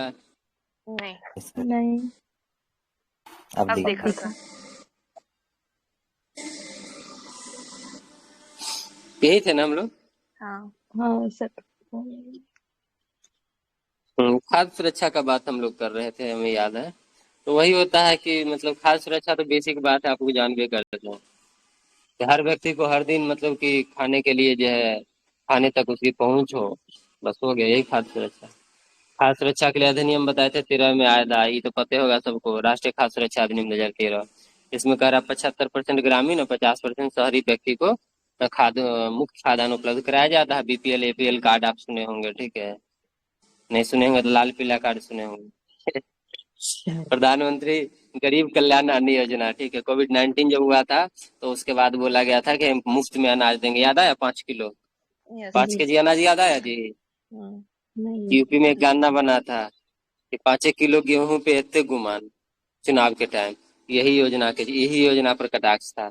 तो 1 जनवरी 2024 तक अगले 5 वर्ष के लिए 80 करोड़ लाभार्थी को मुफ्त खाद्यान्न। अब जब मेंस आप लिखेंगे, निबंध लिखेंगे, तो 80 करोड़ आपको ध्यान रहना चाहिए, ठीक है? कि हम 80 करोड़ को अभी भी 5 किलो या मुफ्त अनाज दे रहे हैं, उस पर टिका हुआ है लोग। एक राष्ट्र एक राशन कार्ड जो है, एक राष्ट्र एक राशन कार्ड, 1 नेशन और 1 जो है राशन कार्ड चल रहा है, इसीलिए किया गया है ताकि मानिए कि बिहार का लोग दिल्ली में नौकरी कर रहा है पूरा फैमिली के साथ, कोई लेबर का काम कर रहा है, कोई महाराष्ट्र में कर रहा है, कोई मानिए दिल्ली में कर रहा है, अलग अलग जगह कर रहा है बिहार के लोग, तो गृह राज्य की परवाह किए बिना कहीं भी राशन प्राप्त कर लेंगे। इसके लिए इलेक्ट्रिक QIC जरूरी है, मतलब इलेक्ट्रिक कहते हैं EQIC, इलेक्ट्रिक क्या बोल रहे हो, इलेक्ट्रॉनिक होगा ना, इलेक्ट्रॉनिक KYC ज्यादा जरूरी है, ठीक है? ताकि 100% कहीं भी जो है खाद्यान्न उठाया जा सके, तो ये बहुत ज्यादा जरूरी है। ये आया था बात की जब एक देश एक टैक्स हो सकता है, तो एक देश एक राशन कार्ड क्यों नहीं? जब एक देश एक टैक्स, एक देश एक राशन कार्ड होगा, तो एक देश एक चुनाव क्यों नहीं? ठीक है, जब एक देश एक चुनाव लिखेंगे तो ये सब लाइन आप लिखेंगे, क्यों नहीं जरूरी है? जब आपसे पूछा जाएगा तो संभव है। खाद्यान्न भंडारण और संरचना को समर्थन देने के उपाय, PPP मॉडल के तहत जो है स्टील साइलो, इसको देख लीजिएगा, ठीक है? हब स्कोप मॉडल के तहत विकसित किया जाएगा। मोबाइल स्टोरेज यूनिट हो, MSC हो, स्मार्ट वेयर हाउस हो, वेयर हाउस में जानते ही होंगे आप लोग, ठीक है? आपके गांव मोहल्ला में भी मोहल्ला करें, आपके प्रखंड उरखंड में भी एगो होगा वेयर हाउस पक्का। सामाजिक क्षेत्र पहुंच का विस्तार और सशक्तिकरण को प्रोत्साहन, ठीक है? अब इस चैप्टर में हम यही चीज देखेंगे। सामाजिक आर्थिक विकास जो है, ये विकसित भारत के दृष्टिकोण से बहुत ज्यादा महत्वपूर्ण है। ये विकसित भारत में हम जाएंगे तो समावेशी आर्थिक विकास होना चाहिए। इसके लिए क्या क्या है, तो क्या क्या सिद्धांत अपनाएंगे, देखिए। प्रमुख क्या है, सामाजिक व्यय, सामाजिक सेवा व्यय पे रुझान, ठीक है? सोशल सर्विस जो है एक्सपेंडिचर इस पे। तो सामाजिक सेवा जो है अलग अलग प्रकार का होता है। सब सरकार जब बजट लाएगी तो उसके बजट में देखिएगा कि सामाजिक सेवा पे व्यय कितने परसेंट है, ठीक है। तो सामाजिक सेवा व्यय जो है वो वर्तमान में 26.2% है भारत सरकार का, ठीक है। शिक्षा पर व्यय कितना है, तो 12% से बढ़ रहा है। जहां CAGR रखा हुआ है, CAGR हम बार बार पढ़ेंगे नहीं इसको, इसका मतलब की हुआ, प्रतिवर्ष चक्रवृद्धि दर की दर से इतना बढ़ रहा है। चक्रवृद्धि का मतलब कि पिछला साल 100 रुपया, वो तो आप जानते हैं, बच्चा थोड़ी है। तो शिक्षा पे 12% CAGR है। स्वास्थ्य पे 18% CAGR है। बताएं कि स्वास्थ्य पे बढ़ा है परसेंटेज, तो हम लोग का पॉकेट जो है खर्च जो है आउट ऑफ पॉकेट में कम हुआ है, ठीक है। वो 60% के अप्रोक्स में चला गया है सरकार वाला खर्चा। उसका कुल व्यय, सामाजिक व्यय जो है केंद्र और राज्य सरकार का संयुक्त व्यय होता है कुछ ऐसा, जो इस बार 25.7 लाख करोड़ रुपया हो गया है। घरेलू उपभोग व्यय कह रहा है शहरी और ग्रामीण अंतर में कमी आई है। तो ये सब निबंध में काम आएगा कि सामाजिक असमानता उसमें खाई को पाटने में काम आ रहा है। शहरी और ग्रामीण में कुछ हद तक कमा है। कितना कमा है, तो कह रहा है कम होकर 70% आ गया है। पहले 84% था ये अंतर, अब अंतर कहते हैं 70% है। तो मानते हैं बहुत बड़ा गैप अभी भी है, लेकिन कम तो हुआ है। औसत मासिक प्रति व्यक्ति व्यय, तो यहाँ दे दिया है कि ग्रामीण सेक्टर में जो है कि औसत मासिक प्रति व्यक्ति व्यय कहते हैं 4122 रुपया, शहरी क्षेत्र में 6996 रुपया। ये रुपया प्रति व्यक्ति, अब याद रहना चाहिए आपको। कभी भी अगर ऐसा इस्तेमाल करना पड़ेगा तो आप नहीं, कुछ तो 4000 याद रहेगा ना, 4100 था। गाँव में प्रति व्यक्ति प्रति महीना खर्चा करता है। क्या आप 4000 करते हैं? नहीं करते हैं। कोई 7000 करता है खर्चा, बताओ शहर में? हाँ, शहर में तो 7000 करता होगा जो रूम लेकर रहता होगा। अब असमानता में कमी दिखाया गया है कि ग्रामीण क्षेत्र में इतना परसेंट था पहले असमानता, घट के इतना हो गया है। शहरी क्षेत्र में इतना था, इतना हो गया है। इसे गिनी गुणांक में सुधार माना जा रहा है। गिनी गुणांक क्या असमानता को ही मापता है, तो गिनी गुणांक में समानता देखा गया है। इसका इसलिए मैगजीन अच्छा है ना, पता, इकोनॉमिक्स से मैगजीन को जोड़ा है इसने, बजट और आर्थिक सर्वेक्षण को, ठीक है, पूरी तरीका से। सार्वजनिक वितरण प्रणाली PDS सिस्टम जो है, जहां आप जाते हैं चावल गेहूं लेने के लिए डीलर के पास, उसमें कह रहा है कि सब्सिडी औसत जो है MPC इसके 4% के बराबर है, ठीक है। और शहरी क्षेत्र में 2% की तुलना ग्रामीण क्षेत्र में 4% अधिक दिया जा रहा है। चलिए सब रहने दीजिए। प्रत्यक्ष लाभ जो है, प्रत्यक्ष लाभ हस्तांतरण, DBT डायरेक्ट बेनिफिट ट्रांसफर, और सेल्फ हेल्प ग्रुप। कर स्वयं सहायता समूह ऋण प्राप्त करने वाली आर्थिक रूप से कम सुविधा प्राप्त ग्रामीण महिलाओं के बीच। सर्वेक्षण में यह बात सामने आई कि सर्वेक्षण में शामिल 59% महिला ने DBT का उपयोग किया है। अब ये आपके पास डाटा मिल गया, क्या मिल गया डाटा कि 59% महिला ये बात मानी, उसको DBT का लाभ मिला।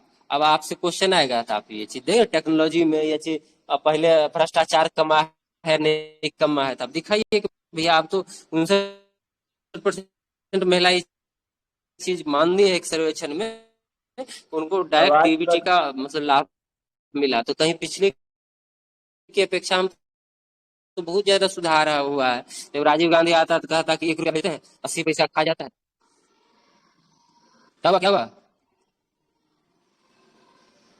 आवाज कट रहा है सर। क्या बात? हाँ सर, कट। बढ़िया बात बताते हैं, आवाज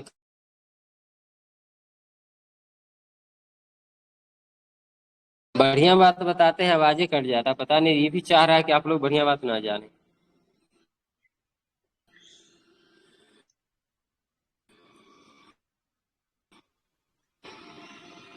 अभी नहीं सुन पाए? सुनाई दिया। आ रहा है सर आवाज।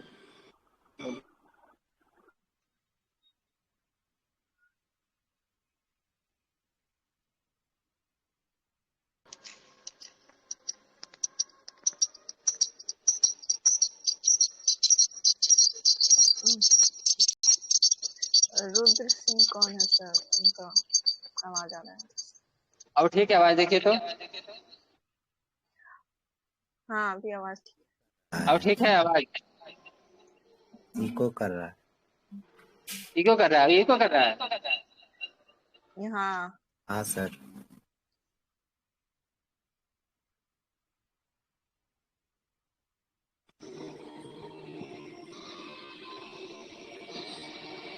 अब आपका ठीक आ रहा है। एक सेकेंड।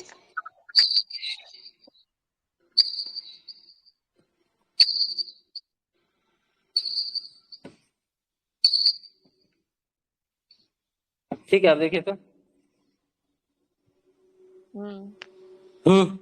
क्या हो रहा है यार। अब ठीक है। Hello hello hello. हाँ सर, अभी ठीक है। ठीक है, अब ठीक है, कोई दिक्कत नहीं। ये डीबीटी वाला आपका हो गया। एजुकेशन की बात अगर हम लोग करते हैं, शिक्षा वाला, तो राष्ट्रीय शिक्षा नीति एनईपी 2020 पते होगा, अभी सरकार लाई है। इस पे समग्र स्कूली शिक्षा पे जोर दिया जा रहा है। ठीक है, साथ ही 2030 तक VVI 100% सकल नामांकन अनुपात माध्यमिक स्तर पे प्राप्त करने का टारगेट रखा गया है। ठीक है, साथ ही एनईपी 2020 है, उसमें व्यवसायिक और डिजिटल शिक्षा को एकीकृत करने का प्रयास किया जा रहा है। और साथ ही ये कोशिश किया जा रहा है कि जो उद्योग में मांग हो, उद्योग में वही हम स्कूल में पढ़ाए। यानी स्कूल और उद्योग के जो अंतर था, उसको पाटने का काम किया जा रहा है। जीवन कौशल शिक्षा, टीम टीम टेर टीटी ट्रिपल टी, ध्यान रखना, पहले किशोर छात्रों को जीवन कौशल शिक्षा प्रदान किया जाए जिंदगी जीने के लिए। ठीक है, उसके बाद डिजिटल विभाजन जो है, ग्रामीण क्षेत्र में 63% पुरुष, 55% महिला इंटरनेट का यूज करती है। तो VVI 63% पुरुष और 55% महिला जो है इंटरनेट का इस्तेमाल करती है। बाकी का 45% और 37% कहाँ गया? अगर हम ऑनलाइन सब चीज की बात करेंगे तो ये डिजिटल विभाजन को कौन खत्म करेगा? इतने लोग के पास तो हम नहीं पहुंच पा रहे हैं अभी। ये बहुत बड़ा डाटा है। ठीक है, शहरी क्षेत्र में भी देखिए 74% पुरुष और 69% महिला। इसका मतलब शहर में भी 26% और 31%। ये लोग तो नहीं इंटरनेट तक नहीं पहुंचे हैं, तो इस तक कैसे पहुंचा जाए? समझ रहे हैं ना? ये सब डाटा बहुत कम का चीज है। समावेशी डिजिटल शिक्षा की बात है, इसके लिए दीक्षा पोर्टल है, स्वयं पोर्टल कार्यक्रम है कि दिव्यांग छात्रों के लिए समावेशी डिजिटल शिक्षा सुनिश्चित करेगा। बहुविषयक उच्च शिक्षा संस्थान, ठीक है, 2040 तक सभी उच्च शिक्षण संस्थानों में बहुविषय संस्थान बनाए जाएंगे। ठीक है, देख लीजिएगा, बहुत सारा विषय की पढ़ाई होगा। ठीक है, ऐसा ही कुछ होगा। स्वास्थ्य देखभाल कह रहा मेडिकल कॉलेज की संख्या पहले 2023 में 499 था, वो मतलब कि 648 हो गया 2023 तक। अभी जो है 780 25 में हो जाएगा। तो मेडिकल संस्थान मेरा बढ़ रहा है, बस और कुछ नहीं। 780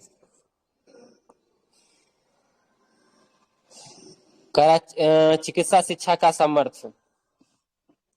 चिकित्सा शिक्षा की सामर्थ्य क्या है? तो पहले क्या होता था, मेडिकल कॉलेज में पढ़ने के लिए बहुत ज्यादा मोटा फीस देना पड़ता है। अभी भी आप अगर प्राइवेट से MBBS करते हैं, कुछ भी करते हैं, तो करोड़ों रुपया देना पड़ता है। तो निजी मेडिकल कॉलेज से उच्च फीस बाधा बन रही थी। अब निजी उच्च शुल्क बनी हुई है, जैसे 60 लाख से 1 करोड़ रुपया, उससे अधिक भी MBBS के लिए देना पड़ता था। ठीक है, और उसके लिए 48% सीटेज है रखा हुआ है। तो ये चीजें है कि नियम के बावजूद जो है निजी संस्थान मेडिकल कॉलेज में उच्च फीस मतलब जो लेते थे, जो बाधा बनी हुई थी। तो निजी क्षेत्र में शुल्क उच्च बनी हुई है और 60 लाख से 1 करोड़ या इससे अधिक पैसा लिया जा रहा है MBBS के लिए, जहां MBBS की 48% सीटें हैं ऐसी जगह में, कॉलेज में। तो ये अभी भी समस्या बना हुआ है कि पैसा ज्यादा लग रहा है। ठीक है, भौगोलिक विषमताएं, चिकित्सा क्षेत्र शिक्षा के अवसर में दक्षिण राज्य जो हमारे साउथ इंडिया है, ठीक है, तो साउथ इंडिया के राज्य है और यह शहरी क्षेत्र है, वो भौगोलिक विषमता ऐसा है कि मेडिकल एजुकेशन जो है, डॉक्टर वाला जो है, जितने लोग ज्यादा बनेगा, या तो साउथ इंडिया वाला बनेगा या शहर का लोग बनेगा। गांव का बहुत कम बनता है। हाँ, फिजिक्स वाला आ रहा है तो गांव वाला थोड़ा ज्यादा बनने लगा। इस शहरी और ग्रामीण क्षेत्र में अगर डॉक्टर घनत्व देखते हैं तो 3.8:1 है, यानी मानिए 4:1 है। आप लिख दीजिएगा, कोई नहीं रोकेगा आपको। ठीक है, 4:1 है। समझ रहे हैं? यानी 4 गो डॉक्टर से है शहर से, तो 1 गो गाँव से है। समझ रहे हैं? इतना बड़ा अनुपात है, तो बहुत खतरनाक स्थिति है। ये साउथ और ज्यादातर शहर इधर फैला हुआ है, गांव में, ग्रामीण इलाका में और नॉर्थ इंडिया में कम है डॉक्टर। और उसमें भी क्या है, डॉक्टर के बीच भी क्षमताएं पाई जाती है। कैसे कि अगर रेडियोलॉजी है, कोई त्वचा विज्ञान है, स्त्री रोग विशेषज्ञ है, कार्डियोलॉजी है, सर्जन है, तो उस सबको ज्यादा तरजीह दिया जाता है। कहता है बहुत बड़ा डॉक्टर है। ठीक है, वहीं पे कोई साइकोलॉजिस्ट है, ठीक है, जया चिकित्सक है, ये सबको कहा जाता है साइकोलॉजी का डॉक्टर होता है जी, मनोविज्ञान का कोई डॉक्टर होता है। मतलब वही वाली बात है, ये सबको वैल्यू नहीं दिया जा रहा है। कुल स्वास्थ्य व्यय, टोटल हेल्थ एक्सपेंडिचर की बात अगर करते हैं तो कुल स्वास्थ्य व्यय जो है सकल घरेलू उत्पाद का 3.8% होने का अनुमान है, 3.8%। ठीक है, पॉकेट, ये तो पहले हम देख लिए, आउट ऑफ पॉकेट व्यय। ठीक है, OOP जो है, कह रहा है कि बीमा योजना और सार्वजनिक व्यय जो है 62.6% हो गया है। अच्छा, हाँ, नहीं, उल्टा दे दिया है। बीमा योजना और सार्वजनिक व्यय जो है ये बढ़ा है 60% के अप्रोक्स में गया है। तो पहले आउट ऑफ पॉकेट में जो है 62% होता था, वो घट के 39% पे आ गया है। तो आउट ऑफ पॉकेट में मतलब सरकार, व्यक्ति अपने पॉकेट से, अपने घर से कितना रुपया अपने स्वास्थ्य पे खर्चा करता है जो बीमार होता है, तो अब जो है 40% के अप्रोक्स में आ गया। 60% रुपया उसको या तो सरकार दे रही है या उसको बीमा करा रखा है, ठीक है। आयुष्मान भारत, उसके लिए बहुत सारे बीमा होगा। आयुष्मान भारत प्रधानमंत्री जन आरोग्य योजना है। इस योजना के तहत 12 करोड़ से अधिक परिवार को कवर किया गया था। 1.5 लाख करोड़ रुपया से अधिक की बचत की दर्ज की गई है इसके तहत। अभी 11 सितंबर 2014 को मोदी जी बोले कि 70 वर्ष या उससे अधिक आयु के वरिष्ठ नागरिक को भी जो है इस आयुष्मान कार्ड के तहत हम जोड़ेंगे। पता है ना, 5 लाख रुपया तक का कवरेज देता है ये, ठीक है। उसके बाद पीएम वही चीज है, पीएम ABPMJ जो है, ठीक है। देख लीजिएगा, इतना अस्पताल इसमें शामिल है, इतना निजी सुविधा है, नहीं याद रहेगा आपको। 30,000 अस्पताल याद रखिएगा। हाँ, 2 चीज याद रखिएगा। महिला स्वास्थ्य की बात, महिला पे इसलिए फोकस करते हैं कि पूरा मेंस आपके महिला पे नाचेगा, ठीक है। पूरा मेंस पेपर आप लिखने जाएंगे तो महिला महिला हर जगह लिखना पड़ेगा। तो कार्ड धारक जो है आयुष्मान कार्ड जो है उसमें 49% महिला शामिल है। और जो अस्पताल में भर्ती होती है इलाज कराने के लिए आयुष्मान कार्ड के तहत, उसमें 48% महिला होती है। यानी 49% महिला के पास कार्ड है और 48% महिला जितने भर्ती होती है उसमें 48% महिला है, ठीक है। चलिए, आयुष्मान आरोग्य मंदिर, ठीक है। इस पहल है प्रधानमंत्री आयुष्मान भारत स्वास्थ्य अवसंरचना मिशन, निःशुल्क औषधि सेवा पहल, ठीक है। इस सब का खाली नाम अगर देख लीजिए काफी है, ठीक है। जन औषधि योजना, इसमें 14,000 से अधिक केंद्र खोला गया है ताकि सस्ती जेनेरिक दवा दी जा सके। प्रौद्योगिकी एकीकरण के मदद से क्या क्या किया गया है? ई संजीवनी है। ई संजीवनी का क्या काम है? तो स्वास्थ्य देखभाल में दुनिया का सबसे बड़ा टेलीमेडिसिन जो है एक क्रियान्वयन कर रहा है। यूविन है। यूविन पता है कि महिला है या बच्चा है, उसका जो टीका लगता है उस टीका का जो पूरा विवरण रहता है। यूपीआई के अंतर्गत गर्भवती महिला और 16 वर्ष तक के बच्चे के टीकाकरण का रिकॉर्ड है। ड्रोन प्रौद्योगिकी है। ड्रोन प्रौद्योगिकी से क्या होता है? चिकित्सा आपूर्ति पहुंचाना। जैसे मान लीजिए कि दुर्गम इलाका है, गांव है, पहाड़ी इलाका है, जहाँ जाना मुश्किल है, बहुत टाइम लगेगा जाने में, वहाँ ड्रोन की मदद से हम दवाई तुरंत पहुंचा सकते हैं, ठीक है। ये चीज देख लीजिएगा। चलिए, यहाँ दे दिया है कि जो आई ड्रोन प्रोजेक्ट जो है वो 130 घंटे की उड़ान, 65 स्वास्थ्य केंद्र, 22,000 चिकित्सा आवश्यक वस्तु वितरित किया गया है। इतना किलोमीटर की दूरी तय किया है। स्वास्थ्य सेवा में AI का इस्तेमाल। ज्यादा स्पीड तो नहीं है जी? नहीं सर। ऐसा ना हो कि आप लोग के मन से उड़ जाए ऊपर से सब। एक बार पढ़े रहते तो अच्छा लगता, नहीं पढ़े होंगे तो क्या कर सकते हैं।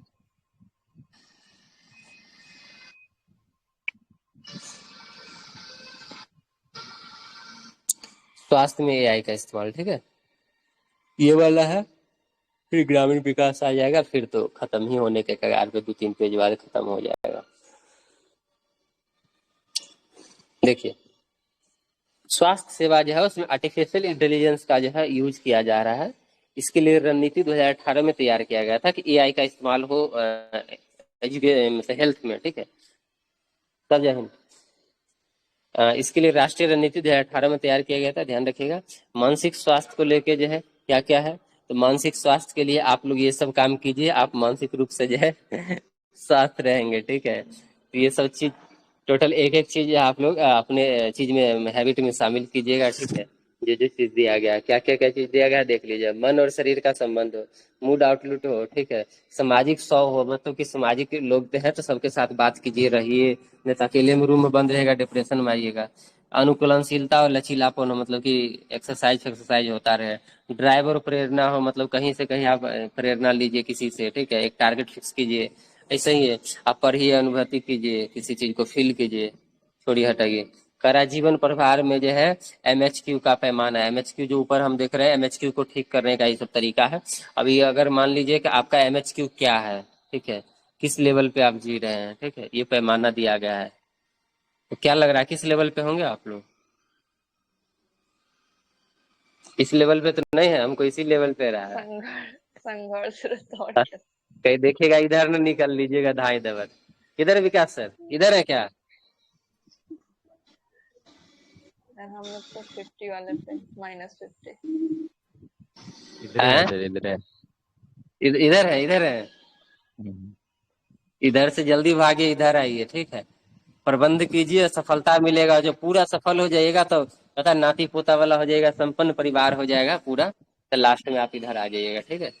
ग्रामीण विकास की बात करते हैं, ग्रामीण बुनियादी ढांचा की प्रगति, मतलब ये सब तो बेसिक बातें हैं, मतलब बहुत ज्यादा हार्ड नहीं है कि ग्रामीण विकास के लिए बेसिक इंफ्रास्ट्रक्चर डेवलप करना। बेसिक इंफ्रास्ट्रक्चर क्या आएगा? सड़क आएगा, आवास आएगा, ठीक है, पेयजल आएगा, स्वच्छता आएगा, ये सब हो गया। इसमें प्रधानमंत्री आवास ग्रामीण योजना है, ठीक है, खाद्य पोषण स्वास्थ्य वास योजना है, सामाजिक समावेशन और जेंडर है, ग्राम न्यायालय है ताकि न्याय मिल सके सबको, सामाजिक राष्ट्रीय सामाजिक सहायता कार्यक्रम है, ग्रामीण आय में वृद्धि के लिए क्या क्या किया गया है, देखिए दीनदयाल अंत्योदय योजना है, राष्ट्रीय ग्रामीण जीविका मिशन है, ठीक है, महात्मा गांधी राष्ट्रीय मतलब वही नरेगा मनरेगा है, ठीक है। कोई भारी चीज नहीं है, ये सब बहुत हार्ड चीज नहीं है, बहुत आसान आसान है, बेसिक चीज है, ठीक है। खाली देखते रहिएगा, ये सब पूरा अच्छा से मेंस के तरीका से बताया है।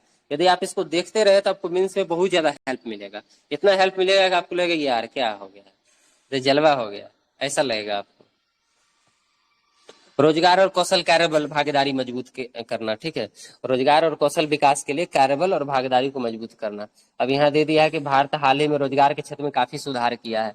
तो अभी बेरोजगारी जितने लिखे हैं निबंध में जाके अगर लिखना पड़ेगा, तो अब ये वाला डाटा अगर किसी के पास होता तो बहुत अच्छा से हम इसको पढ़े, हम भी सोचे कि यार एक दो बार लिखे, हम इतना सुधार कर सकते थे कि अभी दिखा सकते थे कि वर्तमान में क्या चल रहा है। तो कह रहा है कि आवधिक श्रम बल सर्वेक्षण से पता चला है, इसको इंग्लिश में क्या बोलते हैं सर? आवधिक श्रम बल सर्वेक्षण रिपोर्ट को अरे इंग्लिश में क्या बोलते हैं शॉर्टकट में? अरे यार मेरे माइंड से निकल गया। LFR क्या बोलते हैं? अरे नहीं LFR नहीं। श्रम मतलब हो गया लेबर, बल मतलब हो गया फोर्स, सर्वेक्षण हो गया LFS हो गया, ठीक है। और आवधिक को क्या बोलते हैं? सब गोबर गणेश है कहा जी। श्रम बल सर्वेक्षण रिपोर्ट नहीं आता है, आवधिक श्रम बल सर्वेक्षण रिपोर्ट किसी को नहीं पता है? कैसे लोग सबके पीछे में रह रहे हैं यार, मेरे माइंड से निकल गया है। देखिए श्रम बल सर्वेक्षण देख लीजिएगा, इसको हम ही देख कर बता देंगे, हमने तो कोई आदमी इसका स्क्रीनशॉट लगा हमको भेज दीजिए, क्या आप लोग आदमी रहिएगा यार। ठीक है, इस रिपोर्ट में बताया गया कि बेरोजगारी कम हुआ है, इतने बड़ा नाम थोड़ी याद रहेगा आपको, शॉर्टकट है उसका, ठीक है, वो शॉर्टकट आसानी से याद रहता है। बेरोजगारी कम हुई है, बेरोजगारी कम हुई है, अब ज्यादा लोग काम कर रहे हैं, फैक्ट्रियां भी ज्यादा कर्मचारी को काम पे रख रही है, ये हमारी अर्थव्यवस्था के लिए अच्छा है ना, कि ज्यादा बेरोजगारी कम रहा है, काम लोग कर रहे हैं, फैक्ट्री भी अधिक से लोग का काम रख रहा है। भारत में युवा आबादी अधिकतम है, तो इसको लाभ उठाना चाहिए। इसको लाभ उठाने के लिए हमें क्या करें? गुणवत्तापूर्ण नौकरी बनाने की जरूरत है। लोग को स्थिर आय अर्जित करने में मदद करेगा ये नौकरियां, ठीक है। सरकार प्रशिक्षण कार्यक्रम प्रदान करके व्यवसाय को नियम आसान बनाकर भी मदद कर रही है, इससे ज्यादातर लोगों को नौकरी पाने में मदद मिलेगी, भारतीय अर्थव्यवस्था मजबूत होगा। आपका इंटरव्यू का भी तैयारी हो गया, ठीक है, कि आप भारत इतना बड़ा अर्थव्यवस्था वाला देश है, ठीक है, इतना बेरोजगारी दर है, क्या किया जा सकता है इसको ठीक करने के लिए? लीजिए आंसर आप, ठीक है, कहीं से अलग से पैदा होगा आंसर की, यही सब आंसर रहता है, ठीक है। सिर्फ आपको पढ़ने का नजरिया होना चाहिए कि क्वेश्चन क्या होगा, जवाब कैसे देना है। सभी के लिए रोजगार और बेहतर जीवन, ठीक है। उसके बाद बुढ़वा पूछ देगा कि क्या क्या कर सकते हो, ठीक है, तो अलग अलग योजना आप दे दीजिए सामने रख के। चलिए, सभी के लिए रोजगार और बेहतर जीवन, अर्थव्यवस्था बढ़ती है, नौकरियां लोगों के जीवन को बेहतर बनाने में बड़ी भूमिका निभाएगी। भारत का लगभग 26% लोग 10 से 24 वर्ष की आयु के बीच हैं, यानी हम युवावादी 26% है हमारा, 10 से 24 के बीच। भारत सबसे युवा देश में से एक है, तो हमको सबसे ज्यादा नौकरी और बेहतर जीवन के लिए जो है रोजगार की ज्यादा जरूरत है, ठीक है।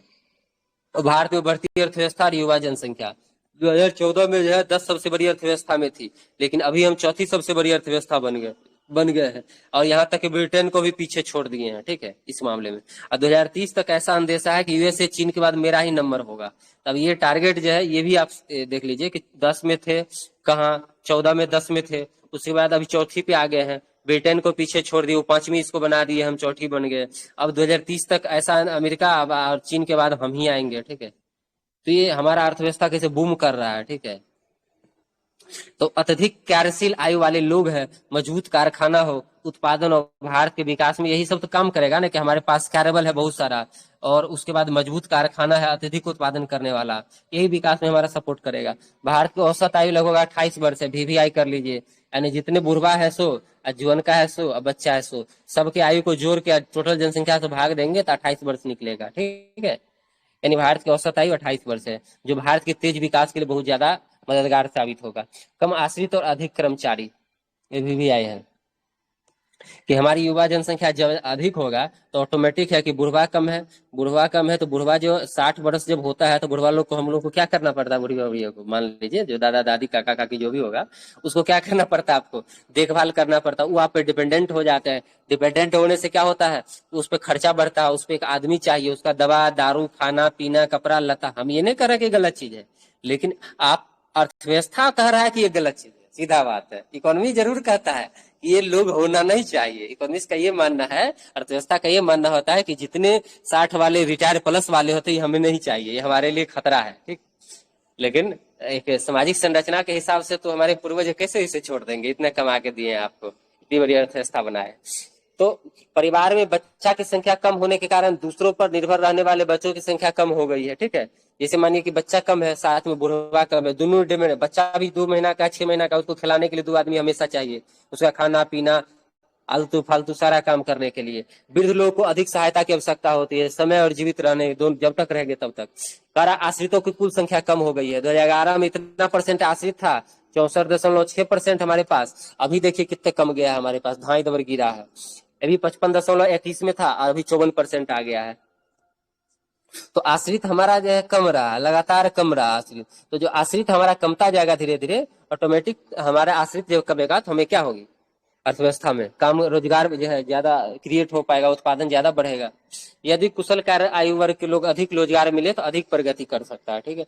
बढ़ती जनसंख्या और अधिक नौकरी की आवश्यकता है। 2030 तक हर साल खेती के अलावा 78.5 लाख नौकरी पैदा करने की जरूरत है। तो PVI जब भी आप लिखेंगे तो ये चीज दिखाएंगे कि अभी हमारी जनसंख्या इस स्पीड में बढ़ रहा है कि हम हर साल लगभग 80 लाख, आप नहीं याद रहेगा तो 80 लाख याद रहेगा, 80 लाख नए नौकरी पैदा करने की जरूरत है, ठीक है। और वो भी खेती के अलावा, खेती को छोड़ के। उचित और स्थिर विकास अच्छी नौकरी ही दे सकता है, ठीक है। नौकरी और कौशल विकास जो है चुनौती और समाधान, नौकरी में क्या चुनौती हो सकता है और क्या समाधान है दिया गया है, अपने हिसाब से देख लीजिएगा, ये सब आप खुद कर सकते हैं। 15 वर्ष से अधिक आयु के व्यक्ति के लिए बेरोजगारी दर कह रहा 23-24 में 3.2% था, ये देख लीजिएगा बेरोजगारी दर ये है। श्रम बल भागीदारी रिपोर्ट है, श्रम बल भागीदारी LFPR, यही रिपोर्ट का नाम होता है LFPR, उसका कुछ और होगा लेकिन इसी टाइप होगा। श्रम बल भागीदारी दर है, ध्यान रखिएगा, और जनसंख्या अनुपात होता है WPR। कोई आदमी हमको समझा देंगे कि WPR LFPR क्या होता है?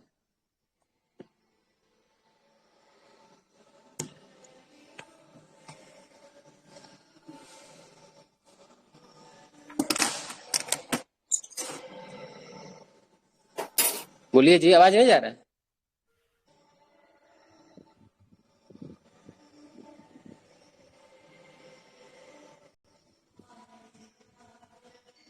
बोलिए ना। नहीं बोलेंगे, नहीं बोलेंगे तो पढ़ के आइएगा, सब इकोनॉमी का चीज है, ठीक है। LFPR क्या होता है, श्रम बल भागीदारी दर क्या होता है, जो लोग नौकरी करना चाहते हैं। श्रमिक जनसंख्या अनुपात क्या है, कि जनसंख्या इतना है और इतना लोग जो है नौकरी कर रहे हैं, इसका अनुपात, ठीक है। उसका साप्ताहिक स्थिति क्या होता है, ये भी देख लीजिएगा कि अभी शहरी और ग्रामीण दोनों क्षेत्र में रोजगार के स्तर साप्ताहिक वाला में जो 7 दिन में क्या रोजगार पा रहा नहीं पा रहा, साप्ताहिक बेरोजगारी क्या है, तो उसमें जोरदार उछाल देखा गया है। महामारी के बाद रिकवरी वाला आधार बना, मतलब कि अब सप्ताह में जो है रोजगारी दर जो था बेरोजगार उसमें कमी आई है, तो ये अच्छा है अर्थव्यवस्था के लिए, ठीक है। शहरी रोजगार का रुझान दे रहा है, 2025 के दूसरी तिमाही में 6.4% है, ठीक है। LFPR दे दिया है कि शहर में 50.4% हो गया है और WPR 47.2% हो गया है। तो अच्छा है, दोनों बढ़ा है, जब बढ़ा है तो हमारे लिए फायदेमंद है, ठीक है। अब यहाँ पूरा डेटा दे दिया गया है, याद रहे तो रहे, नहीं रहे तो चलिए हवा खाइए, ठीक है। ये डाटा इसलिए नहीं देखना है आप लोग को क्योंकि ये जो है ना, राज्य को जो पूरे भारत को दिखाना पड़ेगा कहीं पे, वहां पे डाटा इस्तेमाल होगा, ठीक है। ऐसे डाटा सजाया गया है। महिला वाला जरूर देख लीजिएगा क्योंकि महिला को छोड़ना नहीं है कभी भी, ठीक है। देखिए कला महिला के लिए नियमित वेतनभोगी की नौकरी में गिरावट आई है। ग्रामीण में जो है 10.5% था, अब 7.8 हो गया।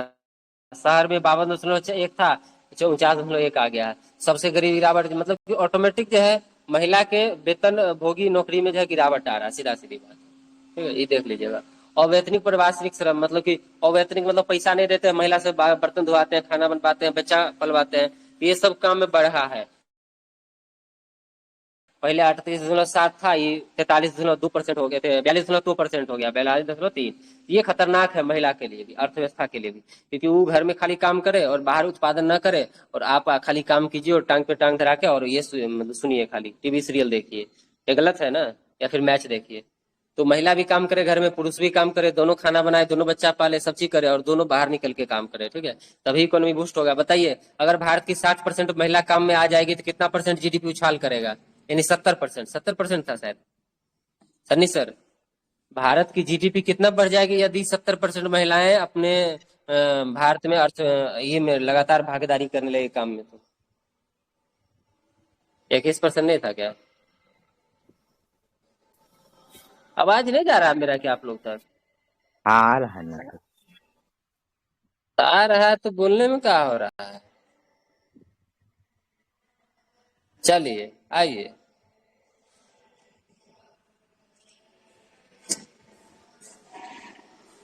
कह रहा है कि महिलाओं ने नियमित नौकरियां छोड़ दी है, छोटे व्यवसाय और लचीले काम शुरू किए हैं। नियमित नौकरियां सुबह शाम जाके डेली उससे काम करना, फिर स्कूल संभालना, बच्चा संभालना, ही नहीं हो पाता है, ठीक है, तो की है। स्कूल बंद थे, उन्होंने बच्चों और बुजुर्गों की देखभाल की है। जब जो है क्या हुआ था, लॉकडाउन लगा था उस टाइम में, कह रहा महामारी के बाद स्वयं के खातों को काम करना और एक लचीले रोजगार के विकल्प के रूप में बढ़ा है, ठीक है। और नौकरियां और कौशल के लिए सरकारी सहायता उनको क्या दिया गया है? तो मुद्रा योजना है, स्किल इंडिया है, स्टार्टअप इंडिया है, स्टैंड अप इंडिया है। तो ये सब आपको याद रहना चाहिए। मुद्रा योजना, skill India, startup India, stand up योजना। कह रहा विभिन्न क्षेत्रों में नौकरियां, कृषि में सब अभी सबसे ज्यादा जो है कामगार हैं, नौकरियां हैं। 46.1% लोग कृषि पे हैं। कारखाना में कितना परसेंट है? 11.4% है। और सेवा सेक्टर में कितना है? 29.7% है। ये ज्यादा भी आए हैं। ज्यादातर पुरुष खेती से निर्माण, व्यापार और परिवहन की ओर चले गए हैं। पुरुष जो है मूव कर गया है इधर, और महिला मूव कर गई है खेती की तरफ, ठीक है, ये चीज ध्यान रहे। मुंह मतलब चल गई। मजदूरी और आय की बात करें, गांव में दिहाड़ी मजदूरी जो होता है उसमें महिला को मजदूरी पुरुषों की तुलना में तेजी से बढ़ रहा है, क्योंकि पहले पुरुष को मिलता था 300 रुपया, तो महिला को मिलता था 100 रुपया। अब पुरुष को बढ़ रहा है 20 रुपया, महिला को बढ़ रहा है 40 रुपया, 50 रुपया। तो वही बात दिखाया है, लेकिन अभी भी इसकी स्थिति बहुत खराब है। 5 मिनट आते हैं। नाश्ता के लिए इतने देर से हल्ला कर रहा है लोग, हम नाश्ता नहीं किए अभी तक। फैक्ट्री नौकरी और विनिर्माण विकास की बात अगर करते हैं तो कहता है 22 लाख नौकरियां जुड़ा है। ज्यादा बड़ी नौकरियां, बड़ी फैक्ट्रियां में नौकरियां। बड़ी फैक्ट्री किसको कहते हैं? वैसी फैक्ट्री जिसमें 100+ कर्मचारी, इसको बड़ी फैक्ट्री कहते हैं। अब इस क्षेत्र में 80% कर्मचारी को रोजगार दे पा रहा है, ठीक है।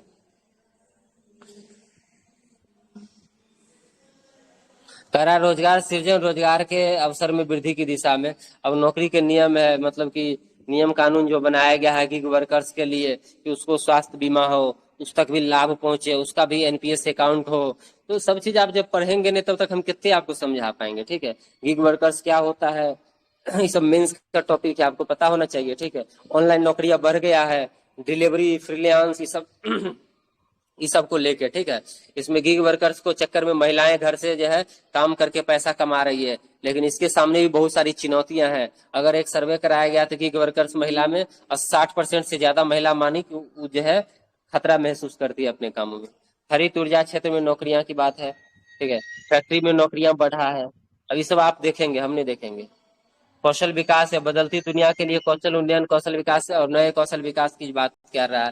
तो नए कौशल विकास क्या क्या है कि जब जब नया नया टेक्नोलॉजी आएगा तो आपको नया नया टेक्नोलॉजी सीखना पड़ेगा ना। तो रॉबोट हो गया, एआई हो गया, जलवायु परिवर्तन जैसी चीज हो गया, ये नौकरी बदल रही है, ठीक है। अधिक कौशल, युवा कौशल की मांग कर रही है ये सब चीजें।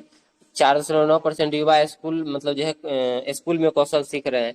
21.2% अन्य तरीके से कौशल सीख रहे हैं। सरकार सिखाने के लिए ऑनलाइन प्लेटफॉर्म का यूज कर रही है कौशल, ताकि कुछ सीख लो, तुम लोग बेरोजगार नहीं रहो, काम करो, पैसा कमाओ, ठीक है। तो उन्नत कौशल, मध्यवर्ती कौशल, मूलभूत कौशल, ठीक है, इसको देखिए। अधिक कौशल की आवश्यकता क्यों पड़ती है? अभी एआई आ गया है, कंप्यूटर पे सारा चीज होने लगा है, पेपरलेस से हो गया है सारा चीज। न्यू एजुकेशन पॉलिसी 2020 जो है वो भी चाहती है कि आप में कौशल हो। स्कूल और कॉलेज 2025 तक 50% छात्रों को कौशल सिखाएगी। 2047 तक भारत आगे बढ़ने में जो है ये कौशल जो है ज्यादा मदद करेगा, ठीक है। हम्म।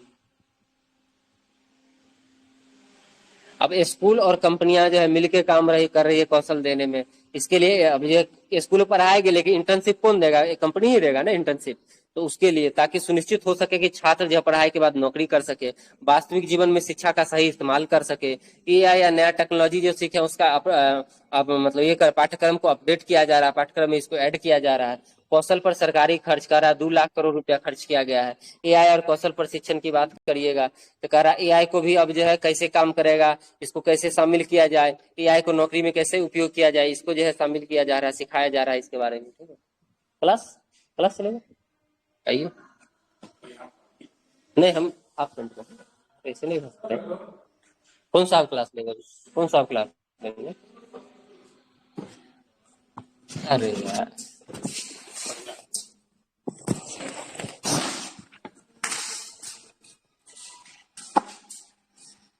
देख रहे हैं नौकरी के बाद भी पढ़ाई यहाँ भी क्लास चलता है सुबह शाम। ठीक है,